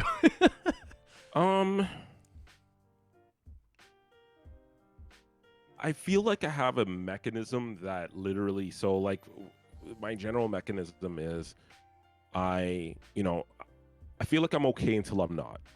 And when I'm not okay, I might fall into depression, or what I might experience is something like depression and sadness. But then that sadness makes me angry, and that anger turns into eureka moments where I create stuff. I feel like no matter what I do at any given moment, I will always end up creating something that is bound to go out into the universe. So it's like the literally the arts and entertainment and the creative realm and creative alchemy owns my ass. Like I'm not the one driving. I'm not the one at the driver's seat at all. Not at all. When I'm creating stuff and I'm putting it out there, it's because I literally can't help myself. Because you've already created the behaviors to do so. Yeah, exactly. So like literally, I can't help it. So that is a part of it. Like that's a huge part of it. Is that like I'm not sitting here going, oh, I am planning and plotting and whatever, but when it does come out and when I do decide to release it, I'm left vulnerable. Like I'm looking back at my music, I look back at anything, and I'm like, what kind of minds? Like, what was I haunted? Like possessed by something? Like, I really did this? Like, I'm never the same person. Like I'm multiple people. I would almost say I have like a multiple personality disorder, but like because there's like a boardroom in my head of like 7 people literally arguing over what's gonna happen and stuff. But things just happen. Yeah. In terms of like what Strike Boogie represents though, and like what I do control and what like when I am in the driver's seat, I really just don't give a fuck about what anyone thinks about what I do, because I'm not doing it with this intention, like an intention of like being famous or whatever. I have no dreams of grandeur. I just have dreams of someone that used to be me being able to connect with someone where I couldn't connect with, where I couldn't find someone like that when I was younger. Being able to have people understand that they can do what I'm doing, that they can do anything at any capacity. It doesn't have to be like, you know, a million things at once. It doesn't have to be that. Just do something that makes you happy, because I am currently happy doing what I'm doing. It doesn't matter if it fails. It doesn't matter what the end result is. I'm happy knowing that I actually did what I wanted to do. And I feel like I have a sense of duty in that regard to keep doing that. Not for myself, for other people to see that there's someone doing it regardless of whatever situation they may be in. I've been in so many different situations. So many different outcomes could have happened from that. I could have fell on the floor. There's so many instances where I could say I probably would have died. I probably wouldn't be here today without having done that. So it's just a matter of just letting the arts and entertainment, let the creative alchemy run and take the driver's seat. And while it's doing that, focus on the things that make me happy as a person. Make sure that whatever it is I'm doing, that I'm happy with the outcome of that. Making sure I understand what's happening around me. And part of the evolution of that is recognize, realize, understand. I've been saying this forever. I swear I heard this from a rapper, and then my brother's telling me he never heard that before, and I'm like, we're not gonna Berenstain this whole situation, because like I feel like I know I heard that from somewhere, but maybe I made it up myself. But recognize, realize, and understand. I feel like Strike Boogie's at the point of understanding. I understand what is happening. I understand what's going on. Realizing was J Strike and all that in between transition. Recognizing was the beginning of my journey. Recognizing what I could do and how to do that. So it's just me really. Strike Boogie is just at a point of understanding. I understand where music is, so I understand where to place myself. I understand where I want to be as an artist. So I tried my very hardest to put myself out there like that and not falter. I don't care about like what anyone has to think about what I'm doing, because I don't really think anyone's doing what I'm doing. That's just how I feel. I haven't seen it, and you know, I'm just gonna keep doing it, you know, without an ego, without any of that stuff, because I don't that doesn't interest me at all. Yeah, it doesn't serve you. Yeah, yeah. Man. So now we're with the Strike Boogie era. We're primarily focusing on music. I know we talked a little bit about like why you stepped away from like visual art and doing art, and it was related to like the servitude of others, right? So in this new era of Strike Boogie, you're primarily making and producing music for other people still, or is it you're solely focusing on your endeavors? I'm working on my endeavors. It's the same thing. Everything has its like ebb and flow, right? Like, Yeah. I may be putting something forward, but I'm still working on everything else in the background. Okay. So I put music out as the forefront because I've already produced like 7 albums and EPs way ahead of myself. And I'm just getting ready to like kind of solidify that part so that it can just do its own thing while I'm doing other stuff. And that's me being like very straightforward about that. In terms of visual art, what it meant to me back then and what it means to me now is completely different. Okay.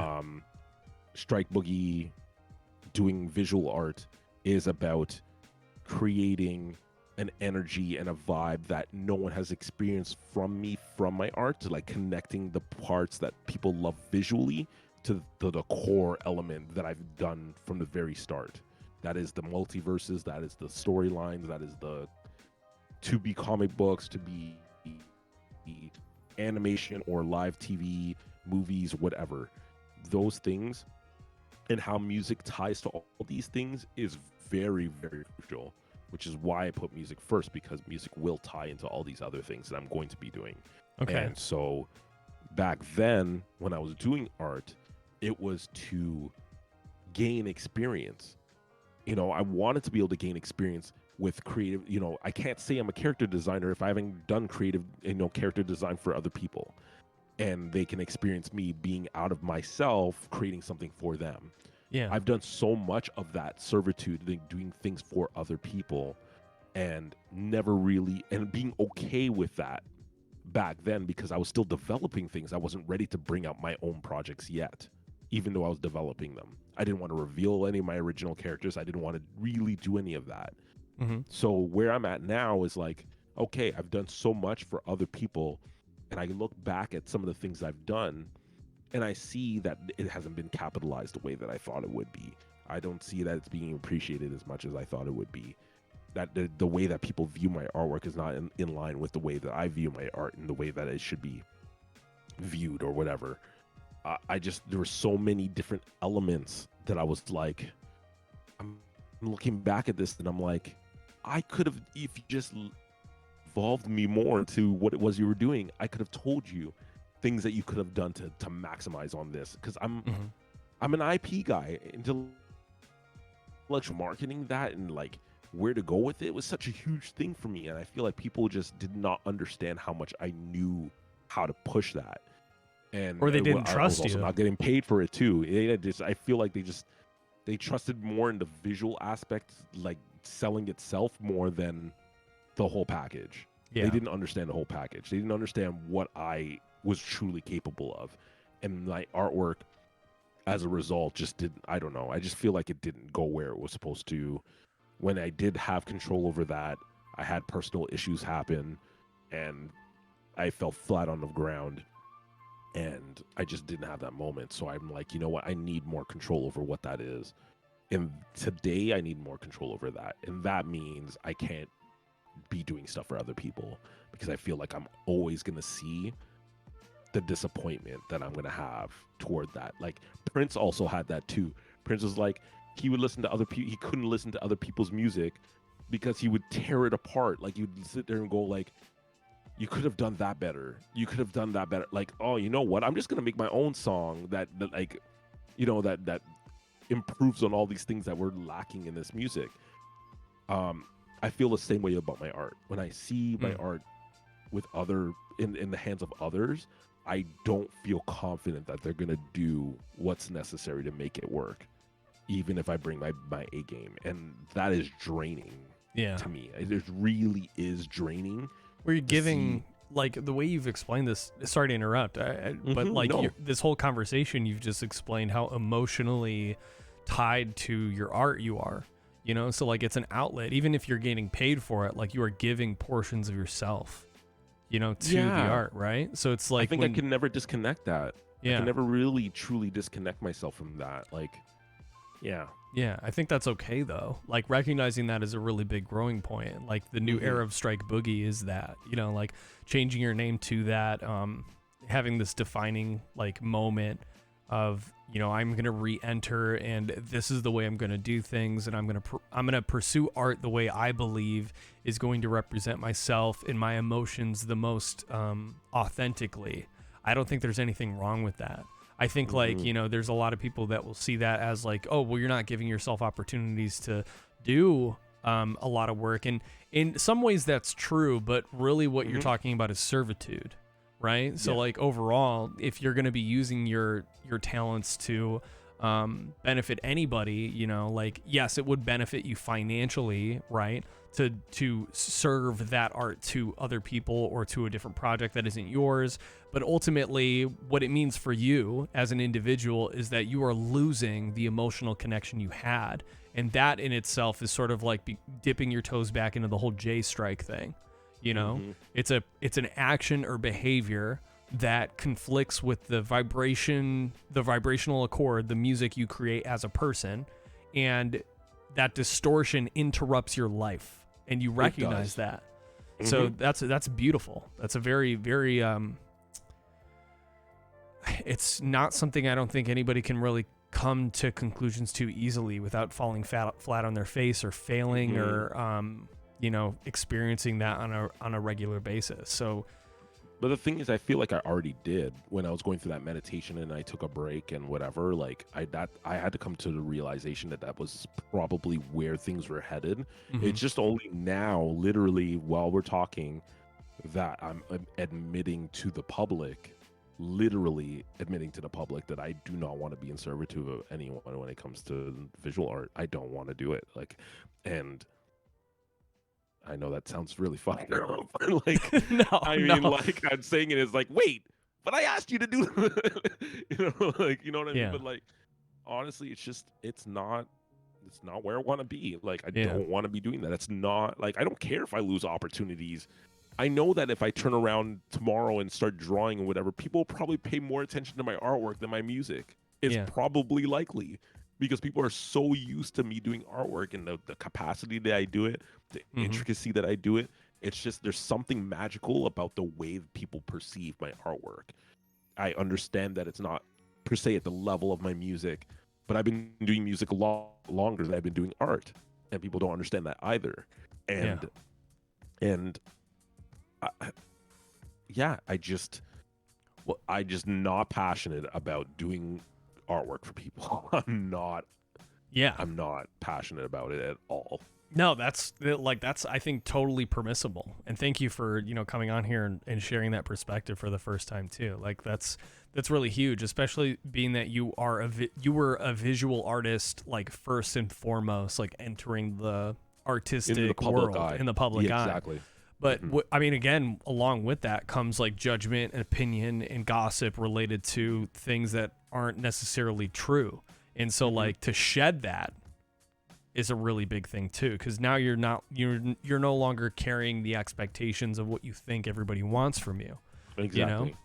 You know? So this, oh, sorry, go ahead. No, you were about to. I was just gonna say, like what you were saying there too, like, sorry, do you mind just like recapping for 1 second? I just lost my train of thought there, and it was actually to add to what you were saying. Yeah, I was just saying you were shedding the like expectations and opinions of what people were putting on you based on your visual art. Yeah, and so yeah, there we go. So part of it is like I think people just never understood where I was, like where I was going, but that's because I held back on that. I didn't want to tell anyone what I was actually up to, and I think if I had done that, two things would have happened. One, I feel like people would have really tried to go out of their way to sabotage me. Like I really felt that. I really felt like people would not, if I told them, oh, I can do this, that, the other, and like the way that people used to react to my artwork alone was an assessment of why I did not tell anyone I could do everything else. Well, you were saying that like your artwork evoked a certain connection and emotion, right? And those things are personal. Yeah. Right? So like people will take things personally related to things that would, like, even though it's your artwork, it's just like comic book artists and people who watch TV or Star Wars fans. They think it belongs to them, but it's like it's not yours. That's not what that's the whole point of this, is like it's not yours. It's not personal. It can just be. We talked about this, in our conversation. Things can just be. Yeah. Exactly. Yeah, and having that. Which is why I also did. Go ahead. No, go ahead. Sorry. Go ahead. No, I was just gonna say. When things can't just be, that's where I feel like this is where we're getting a little bit of a conundrum, because art is designed to create connection and create emotional response, and so like to ask people to not do that. You know what I mean? Not take it personally. Conflicts with like the whole thing of what art does. So rather than like trying to, and not to like, tell you how you should have done anything, I think you did the right thing by not including anybody in the dialogue and saving it for like a podcast or conversation. Because when you take anecdotes, tweets, opinion, short paragraphs, whatever it is you want to put on it, more P sounds. Exactly. related to it, it's easy to water down anything you say and just be like, well, fuck this person, they don't care about me. It's like, that's right, I don't, and I'm just making art to do it, and it's not that I don't appreciate you and how much you care about it, but like, this was part of, when I did your talk show, which we'll talk about in a little bit. When I did your talk show, it was that was during my like sort of figuring out what this was for me. And when we did our pre-talk show interview, I had sort of the revelation that, when I originally set out to do these conversations and talk shows, it was selfish. And when I say selfish, I mean in the sense that like I grow and become a better person by people sharing their experiences and perspective. And the talk show in itself was a very selfish endeavor from the start. Like the agreement I made was that it wasn't about, the chat interaction and like trying to get viewers. It was about me learning from somebody else's life experience and trying to understand who they are as a person because they interest me. And that was lost to me. I had lost that agreement somewhere along the way because of the showmanship, because of like, other people's opinions about the show or what I was doing, or me feeling like I didn't belong in the streaming space because the channel didn't fit the traditional, like, can we get some hype in the chat? Can we get love? Like, thanks for the gift, sub Tony, blah, blah, blah. Like that, it just didn't, again, like going back to what you were saying, that the J Strike, conflicting with who you were as a person, I was still exhibiting like KonkyTalks 64 behavior. If anybody is in here that remembers that name. Like that was how I entered Twitch, was KonkyTalks 64. That's how I met you. Yeah, that's how Boogie met me.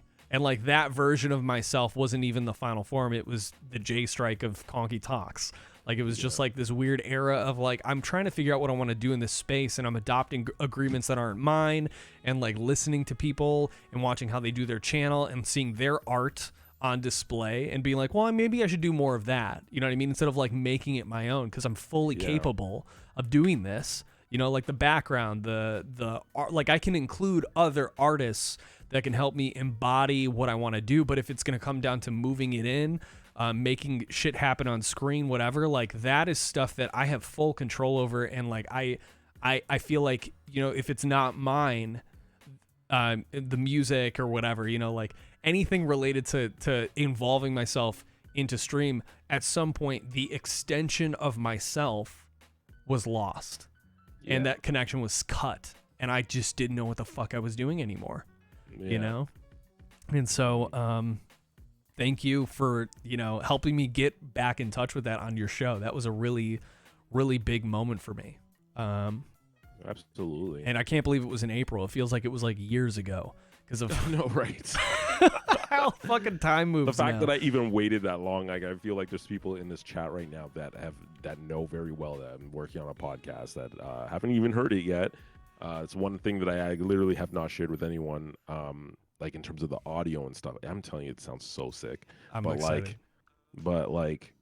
Yeah, I've literally held, like, even with the recordings that I have currently, I'm still like, I need a little longer, just a little bit longer. So yeah, it's been August, like, so it was April, sorry. April, yeah. April when I really started getting the guests back on, because of the COVID took like a whole chunk of that time away because most people weren't mentally ready to kind of do that. Nobody was. But like nobody was, yeah. Yeah, that shit was hard, yeah. Yeah, it was. Yeah, but even after just like March and April, I still like waited and waited and waited. I wanted to have the right amount of people, the right amount of like magic going to like distribute it properly and stuff. So I'm there. It's just a matter of like we're really peering on like weeks now before it comes out. Well, this is this is where we get into the next question. You know, what is next for Strike Boogie, and that's part of this show, right? So like, you know, music is a way for you to do like make connection. Art has been a way for you to connect with other individuals, connect with people. Music, even more so, right? I think a lot of that because it's so intimate, like the synesthesia. I can't help but think that when something physically affects you based on like what you hear, right, that makes the connection deeper. But now we're talking about conversation. And so like being so in tune with like the grit and texture of how people speak, and when you ask a question and how they respond or contemplate or, you know, just in general react to what's being asked of them. I can't help but like a podcast is like that the ability to speak for you and connect, but without music being extremely intimate. Because now it requires honesty and impeccability with your word.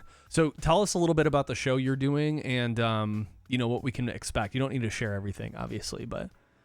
Yeah, absolutely. So the show that I have, it's a radio podcast show called The Breakthrough Experience with Strike Boogie, and the show entails talking about like breaking way past the surface level conversation and getting into the aspects of growth and milestones that happen in someone's life that get them to the point in which they decide to become a creator or their field of choice or whatever, or the reasons why they decide to exit from that, because those are very important. I feel like people love these certain artists and they don't get to hear the real story of why they are where they are, or why they're happy to be where they are, or why they're not happy to be where they are. And these things are so important because we go through life passing each other by, and these little things that connect us are the things that can also help us grow. And I feel like the people who will be listening to the guests on my show will get a sense of connecting more with that person in a way that they never did before, because this person who's talking about these experiences are also connecting in a way they never connected before with themselves. And so it is very much a conversation between me and the guest, and not about the person being on the show to talk to a crowd of people. I'm not really promoting that. I'm promoting a conversation between two people and just being able to talk and being able to just express themselves in a way that they never did before, but without being too deep about it and without digging too much like some sort of like a paparazzi, you know. You're good. Really just, you know, actually honest and authentic conversation, a genuine interest in the individual you're speaking to, which I can empathize with. Yeah. And I just have like conversation and just do the thing, you know? Yeah. No, that's great. And you, what was the date you're expecting to do it, or should they keep an eye out on like social media for like announcements? Keep an eye on social media. You're going to hear something about it very soon. I'm going to say that probably it's going to be like the earliest of September. Okay. So like the first week of September for sure. If not like the late August. I'm more banking toward like the earliest of September, because I think that that's where people are really going to like start going back to work and there's gonna be more of an energy of people like going in and out. They're gonna want to listen to stuff. So like I'm probably gonna go for that. Okay. Let's see. I think that's all the questions that I had related to the show. Was there anything that you wanted to talk about or extrapolate on further? There was a little bit. There was also a little component to what you were saying. Like there's when people usually care or the honesty behind when someone's the honesty behind one's conviction. Yeah. I just want to mention like a lot of like the one big thing that's changed about me is that I just don't give a fuck anymore. Like I literally just don't, because like I'm at an age where like I've had enough. I've seen enough of like people. They always say like there's this one very general saying is when people see you in your element or whatever, they go, "Oh, you've changed," and and they make it seem like it's supposed to be a bad thing. And I've had a lot of people where I've grown up with in the past that have never changed, and like expected me to some degree not change. Yeah, they take And pride it's like, in well, being. do you really know who I am, or is it that you're afraid to change because you're afraid of losing what you understand about yourself, which is very outdated? And a lot of people, you can tell where their bookmark is with you, like when they start to say things, and a part of like why I don't care is that I see that there's a lot of people out there that when they start to project whatever it is that they think about you or whatever, you start to realize, oh, so that's where you put the bookmark in that, in which novel you put it in, of what you think my life is at. You just stopped getting to know me after whichever X amount of time, and now you think that that's where we can leave off, where you start to like bring things up and whatever. And I really just don't give a damn about that anymore. Like I feel like there's so many people that they change and they're worried about that, but I'm not worried about, like people holding me to something of the past, because I've evolved, and evolution is not supposed to be it can be a scary thing, but it comes with so much reward. It comes with so much reward if you are evolving in a way that makes you happy. And if other people decide that you want to stay where they are, then if they decide to bring up stuff that you think that is going to be damaged, like for someone to even bring up, mistakes and things that I've done 20 years ago is completely obsolete. Like, I don't even remember half the shit that I was doing back then anymore, because I've moved past that. Yeah. And people just need to learn how to move past things in order to understand and appreciate the artistry and the reasons why people do the things that they do today. Well said. So I hope that you will, are at a point where you can accept the things that you were and embrace who you are now, so that you can become the even better version of yourself later too. Because I know that can be really hard to just look back and be like, what the fuck was I doing? Like, it's so easy to go back and do that. Well, it's easy to like approach. It's just easy to approach it from like a place of judgment, like you like judge yourself super hard related to that. And like, it's not, I know it sounds weird, but like you don't take any things you did in the past like personally against yourself. Like, and that's a weird thing to do. You thinking about the thoughts you think is such a fucking complex thing, and like understanding that your brain can think dimensionally is strange to like even think about. Like, thinking in dimensions is fucking wild. Like, we don't have time travel. We don't have like anything from the MCU universe or like anything from comic books in place that like can explain it other than using those words. Like, you can think dimensionally, and when you do that, I mean, there's false realities that are created. There's responsibilities that you can put on yourself. There's agreements that aren't yours that like you can make.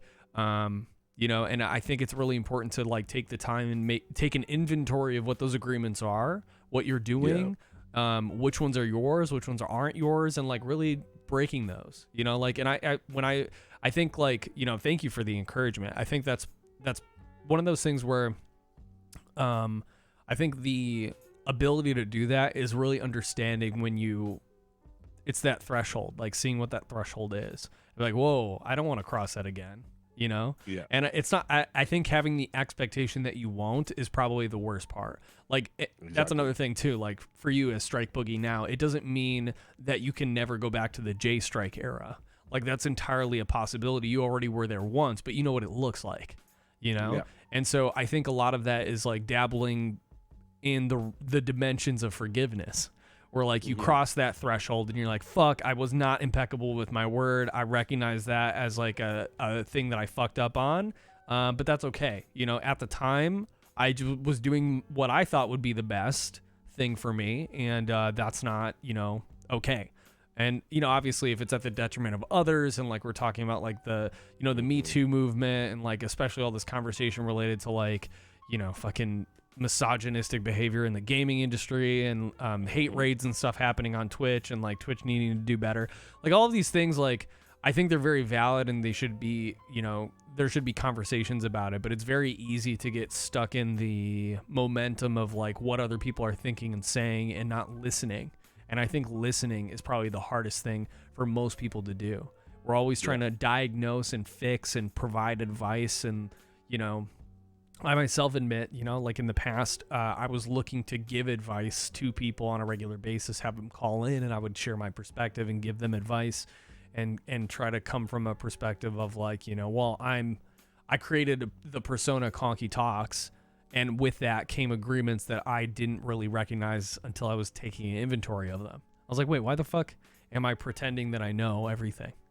Yeah. You know, and it wasn't even like I was consciously doing it. I was just, you know, we talked about it a little bit. You drive this car, your mindset, whatever you want to call it. You drive this car to and from work being like when you're performing or, you know, creating art, and you don't question what the fuck everything does. You're just like, I know what to do. I know the fundamentals of how to do this stuff, but like I'm not, I'm all of a sudden I'm at my destination and I'm unsatisfied or don't remember the journey. Why is that? You know, it's so super important to understand where that threshold of like where the art becomes elusive and it doesn't resonate with you anymore. And why does that happen? Absolutely. What is that? Why is that? I think that's super important, and it's for you to expect to be on one side of the line, never pass a threshold into like the terribleness or J Strike or KonkyTalks 64 ever again. I think those expectations to have are super unrealistic, and instead just approach it with forgiveness. Exactly. Yeah. Wow. That was great. This was an awesome conversation. I do have some questions from the Q&A, but before we get to those, was there anything you wanted to ask or anything you wanted to talk about in addition to what we just did? Well, we were digging pretty deep. I know that you felt like there was things that you could definitely relate to with what I was saying. So I don't know if you have like just overall feelings about the conversation that you want to talk about. Yeah. I mean, when it comes down to it, I don't know. I felt like, I mean, a lot of the stuff you're talking about, wanting to connect with other people and like and using art as a way of connection, I found that it through conversation. So like for me, I always wanted to talk with people, even to the point of it being uncomfortable. And I think a lot of that happens with people who have ADHD. They don't have a good emotional barometer.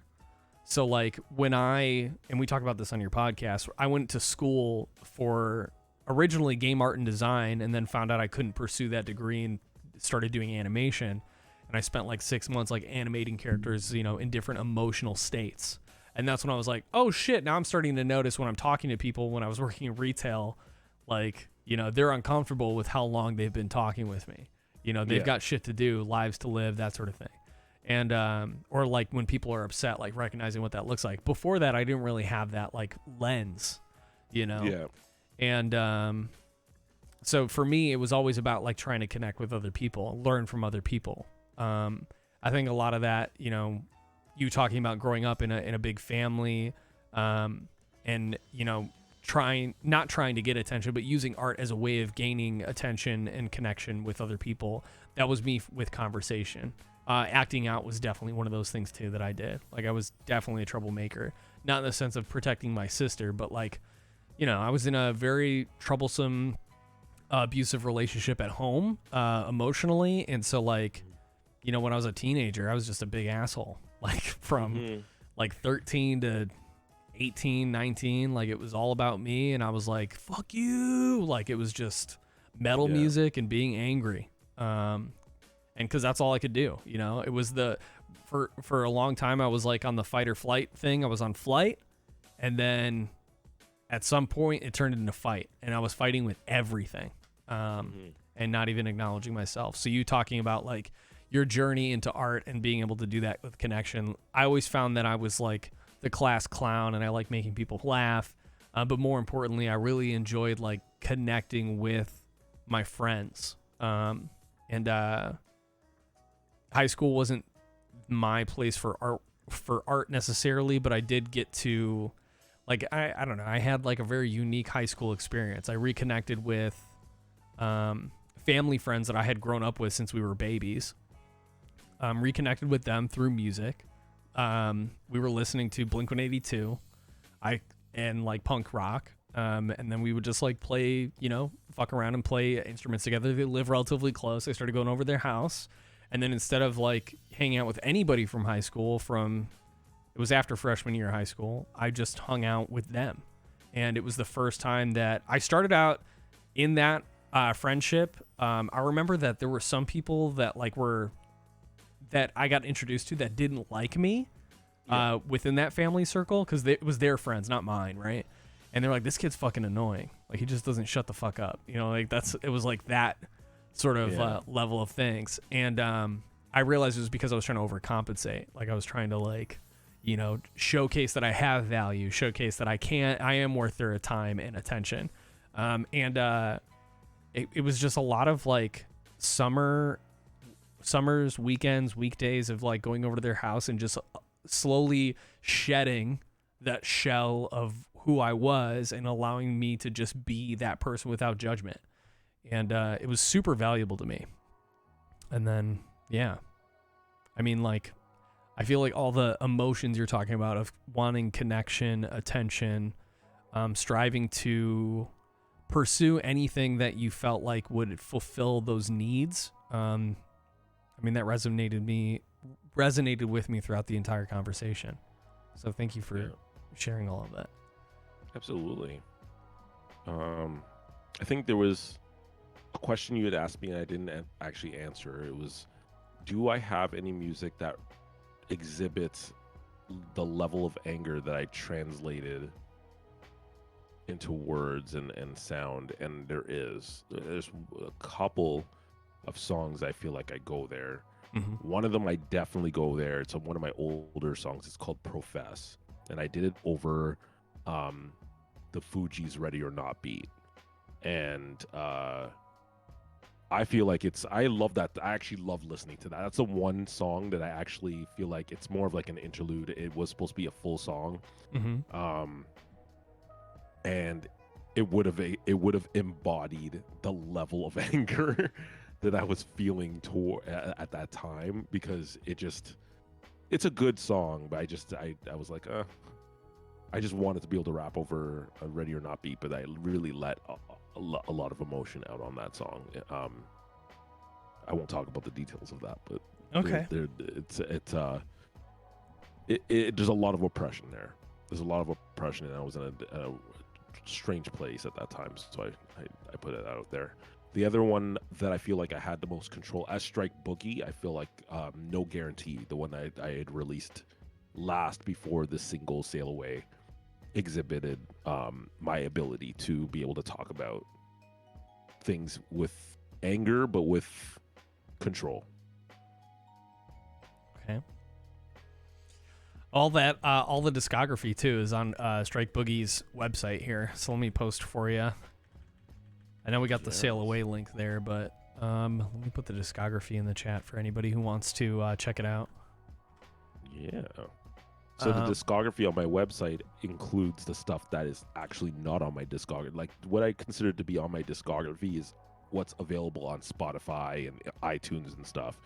There is a part of it, though, that I like. No matter what music I create, if it's just like a SoundCloud exclusive, I'll still have it in the discography on my website. Mm-hmm. So you can get access to the songs that I have released, regardless of which order it's in. Awesome. Okay. Links in the chat if you guys want to check that out. And then I have two questions. Okay. Hayat Tad. Oh yeah, that's Adam. Yeah. Adam Hayat. Awesome. He had, or his question was, Bum, bum, bum, bum, bum, bum, bum.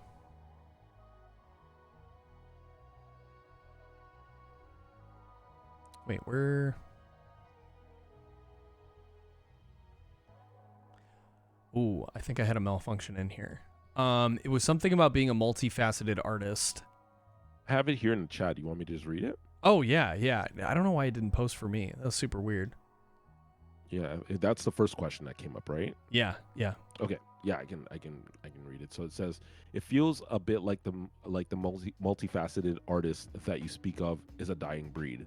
That being said, what contemporary artist group inspires you the most?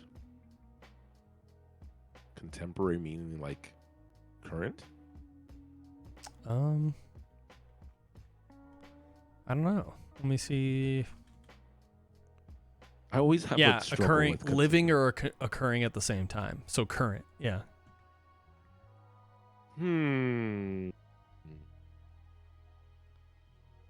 Inspires me the most that actually lives.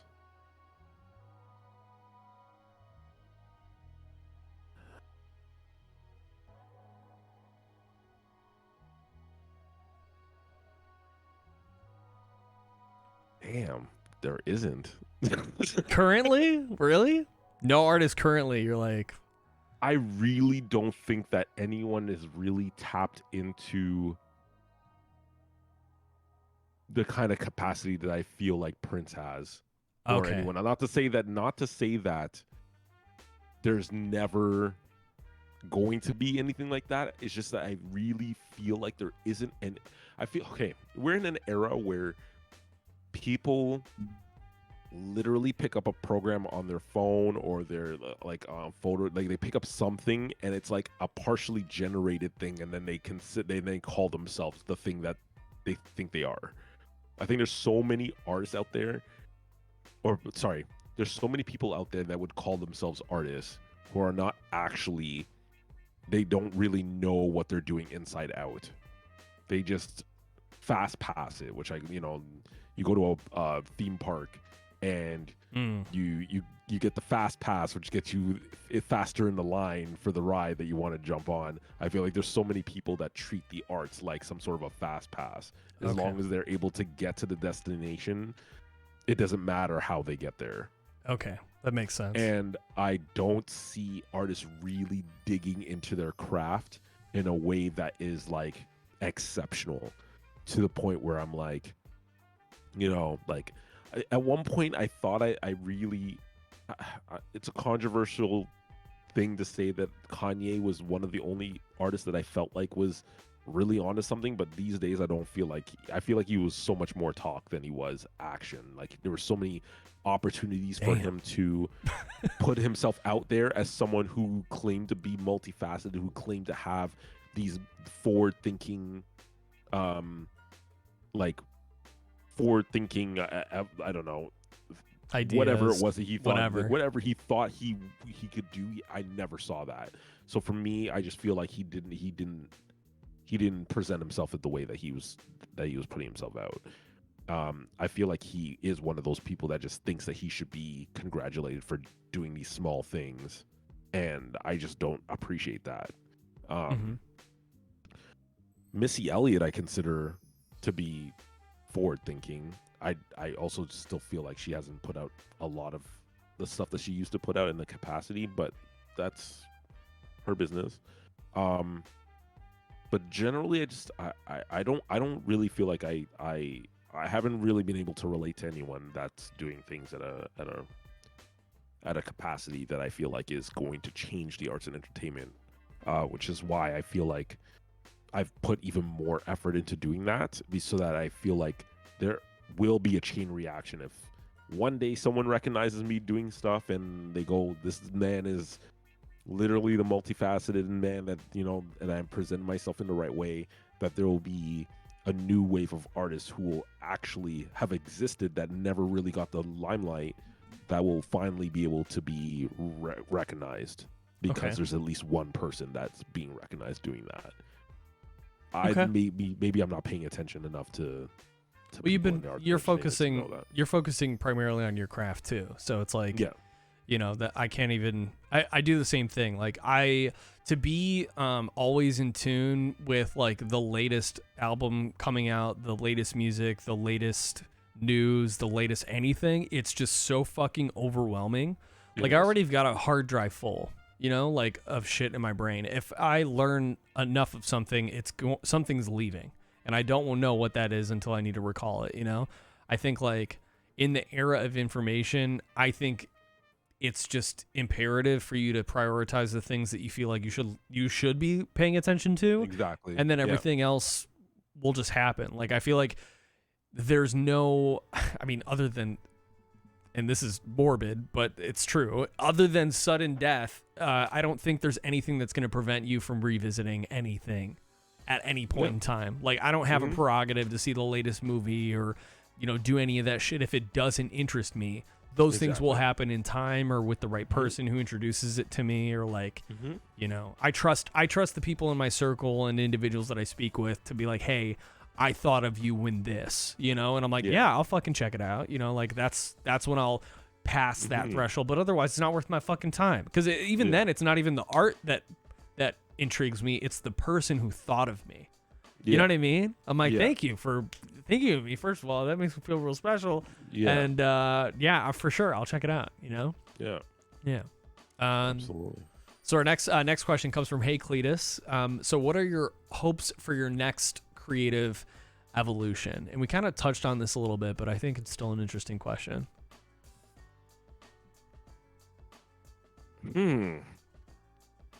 What are my next steps in the next evolution? Yeah.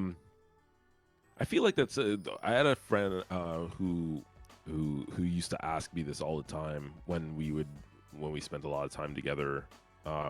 He always expected me to jump into another. It would always happen. There would always be these eras that I would have. I have many eras, and so I just jump into the next one. He's like, "Holy crap, what are you gonna do next?" And I feel like another era is coming. I feel like when this podcast comes out, I feel like when my music is finally like running itself, I feel like when I finally dabble into the arts, like visual arts, in the way that I needed it to come out and the way that it should, I feel like when all these pieces come together, something's going to happen. I don't know what it is. I don't know how that's going to change me. I just know that the focus is always going to be forward marching. Whatever it is, I need to look at it, appreciate it, and move on to the next thing. I don't want to be too focused on what that is. I won't be focused on this era right now, but I will appreciate where it's taking me, because what happened last year versus this year, that's an era in itself. I think I was like where I'm going right now, it just feels so good. Like I have my office studio, and it's just like the way it's looking. Like the other day I just looked at it and I was like, this is looking like one of those YouTube studios that I see online that I've been like looking at and wanting to like, and I'm like, do I even remember how I fucking got here? Like it's sort of weird. Like, and it's only a year, right? Yeah. Last year I was getting the little things there, but now I'm like, holy crap, I'm looking behind me, I'm like, I have a fucking couch and the lights and everything, and this thing looks like, in front of me looks like something out of control, and like I look like I'm like Batman in his Batcave, and it's crazy. Like I feel good about that. But at the end of the day, that's not important to me. That's aesthetics are not important to me. Functionality is important. I'm just aiming to be more functional, like to be able to function better. Yes. To be able to do all the things that I want to do and do it well. Mm-hmm. And the freedom and autonomy to do so. Yeah, man. Yeah. And boy, am I excited for that. I'm excited for the capacity in which things start to finally come out. The quality that I've been aiming for, that I've been so meticulous about, to finally be a thing. Like the art drawing sessions I used to do, and being able to go on Twitch and maybe finally start showing people me drawing again, because I love doing that. I love drawing, and that's how you met me. I was drawing, and you saw me doing my thing, and I was enjoying it. Then I had all these technical issues and stupid shit, and like, oh my god, my camera's dead, and look at me. I am really ready. I'm really ready for that again, and like Awesome. what that encompasses. So yeah, Very cool. the next era is coming. I definitely I can feel it. Just a more, I think it's like, it's not, I don't even know if it's a next era, right? It's when you say next era, it makes me think of like, you know, something new is on the horizon, or and the context of this conversation has been like, okay, we're no longer, you know, Dark Child, we're moving into J Strike, and then we're no longer J Strike, we're in Strike Boogie. Now it's like so Strike, it's not really a new era. Yeah. yeah, so it's like a refining is really what it is. Like the autonomy and freedom to do whatever you'd like to in this persona that is like, you know, fundamentally like where you'd like to be. It's like you've refined the fundamentals and have such a deep knowledge of the fundamentals that you are now free to go wherever you need to using those. Like the creative alchemy that we talked about earlier in the show, like this is the most nutrient dense version of that. If it was like a drink, you know, like you're sipping it on a regular basis and you're able to go wherever the muse takes you. And that's a beautiful thing, you know? So here's to the refining of Strike Boogie. So thanks so much for being on the show, man. Yeah. Thank you so much. Cheers to that. All right. Yes. Does anybody have any more questions related to Boogie, Strike Boogie, or anything that you may have wanted to ask but didn't get a chance to? I'll open the floor up to that right now.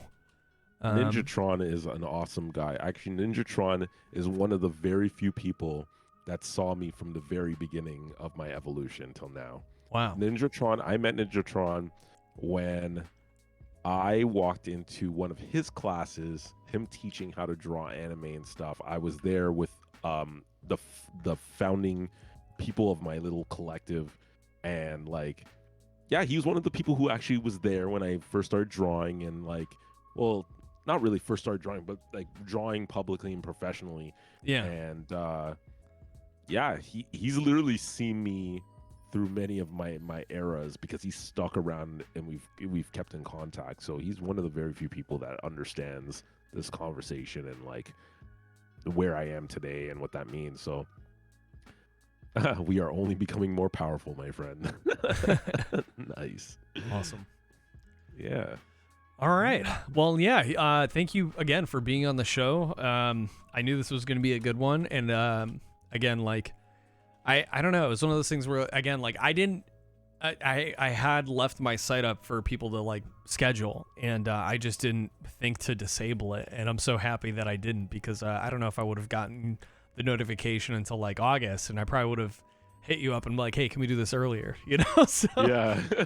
So regardless, thank you so much for being on the show. And then the Breakthrough Experience podcast, look forward to seeing that in September-ish or earlier. Again, make sure you're following Strike Boogie on social media, YouTube, all the links posted there. His latest single, Sail Away, is out now. Be sure to check it out on DistroKid. There are his links there. So that's it. Boogie, thank you so much. Strike Boogie, thank you so much for being on the show, and thank you for sharing your wealth of knowledge, experience, and perspective. It is a pleasure. Thank you, Konky. Thank you, bro. All right, everybody. I'm not going to rate anybody just because, you know, the nature of the talk show. My focus is the guest and the people who are in here. So y'all have a wonderful Saturday. Thank you so much for being here, and we'll catch you later, okay? Peace, y'all.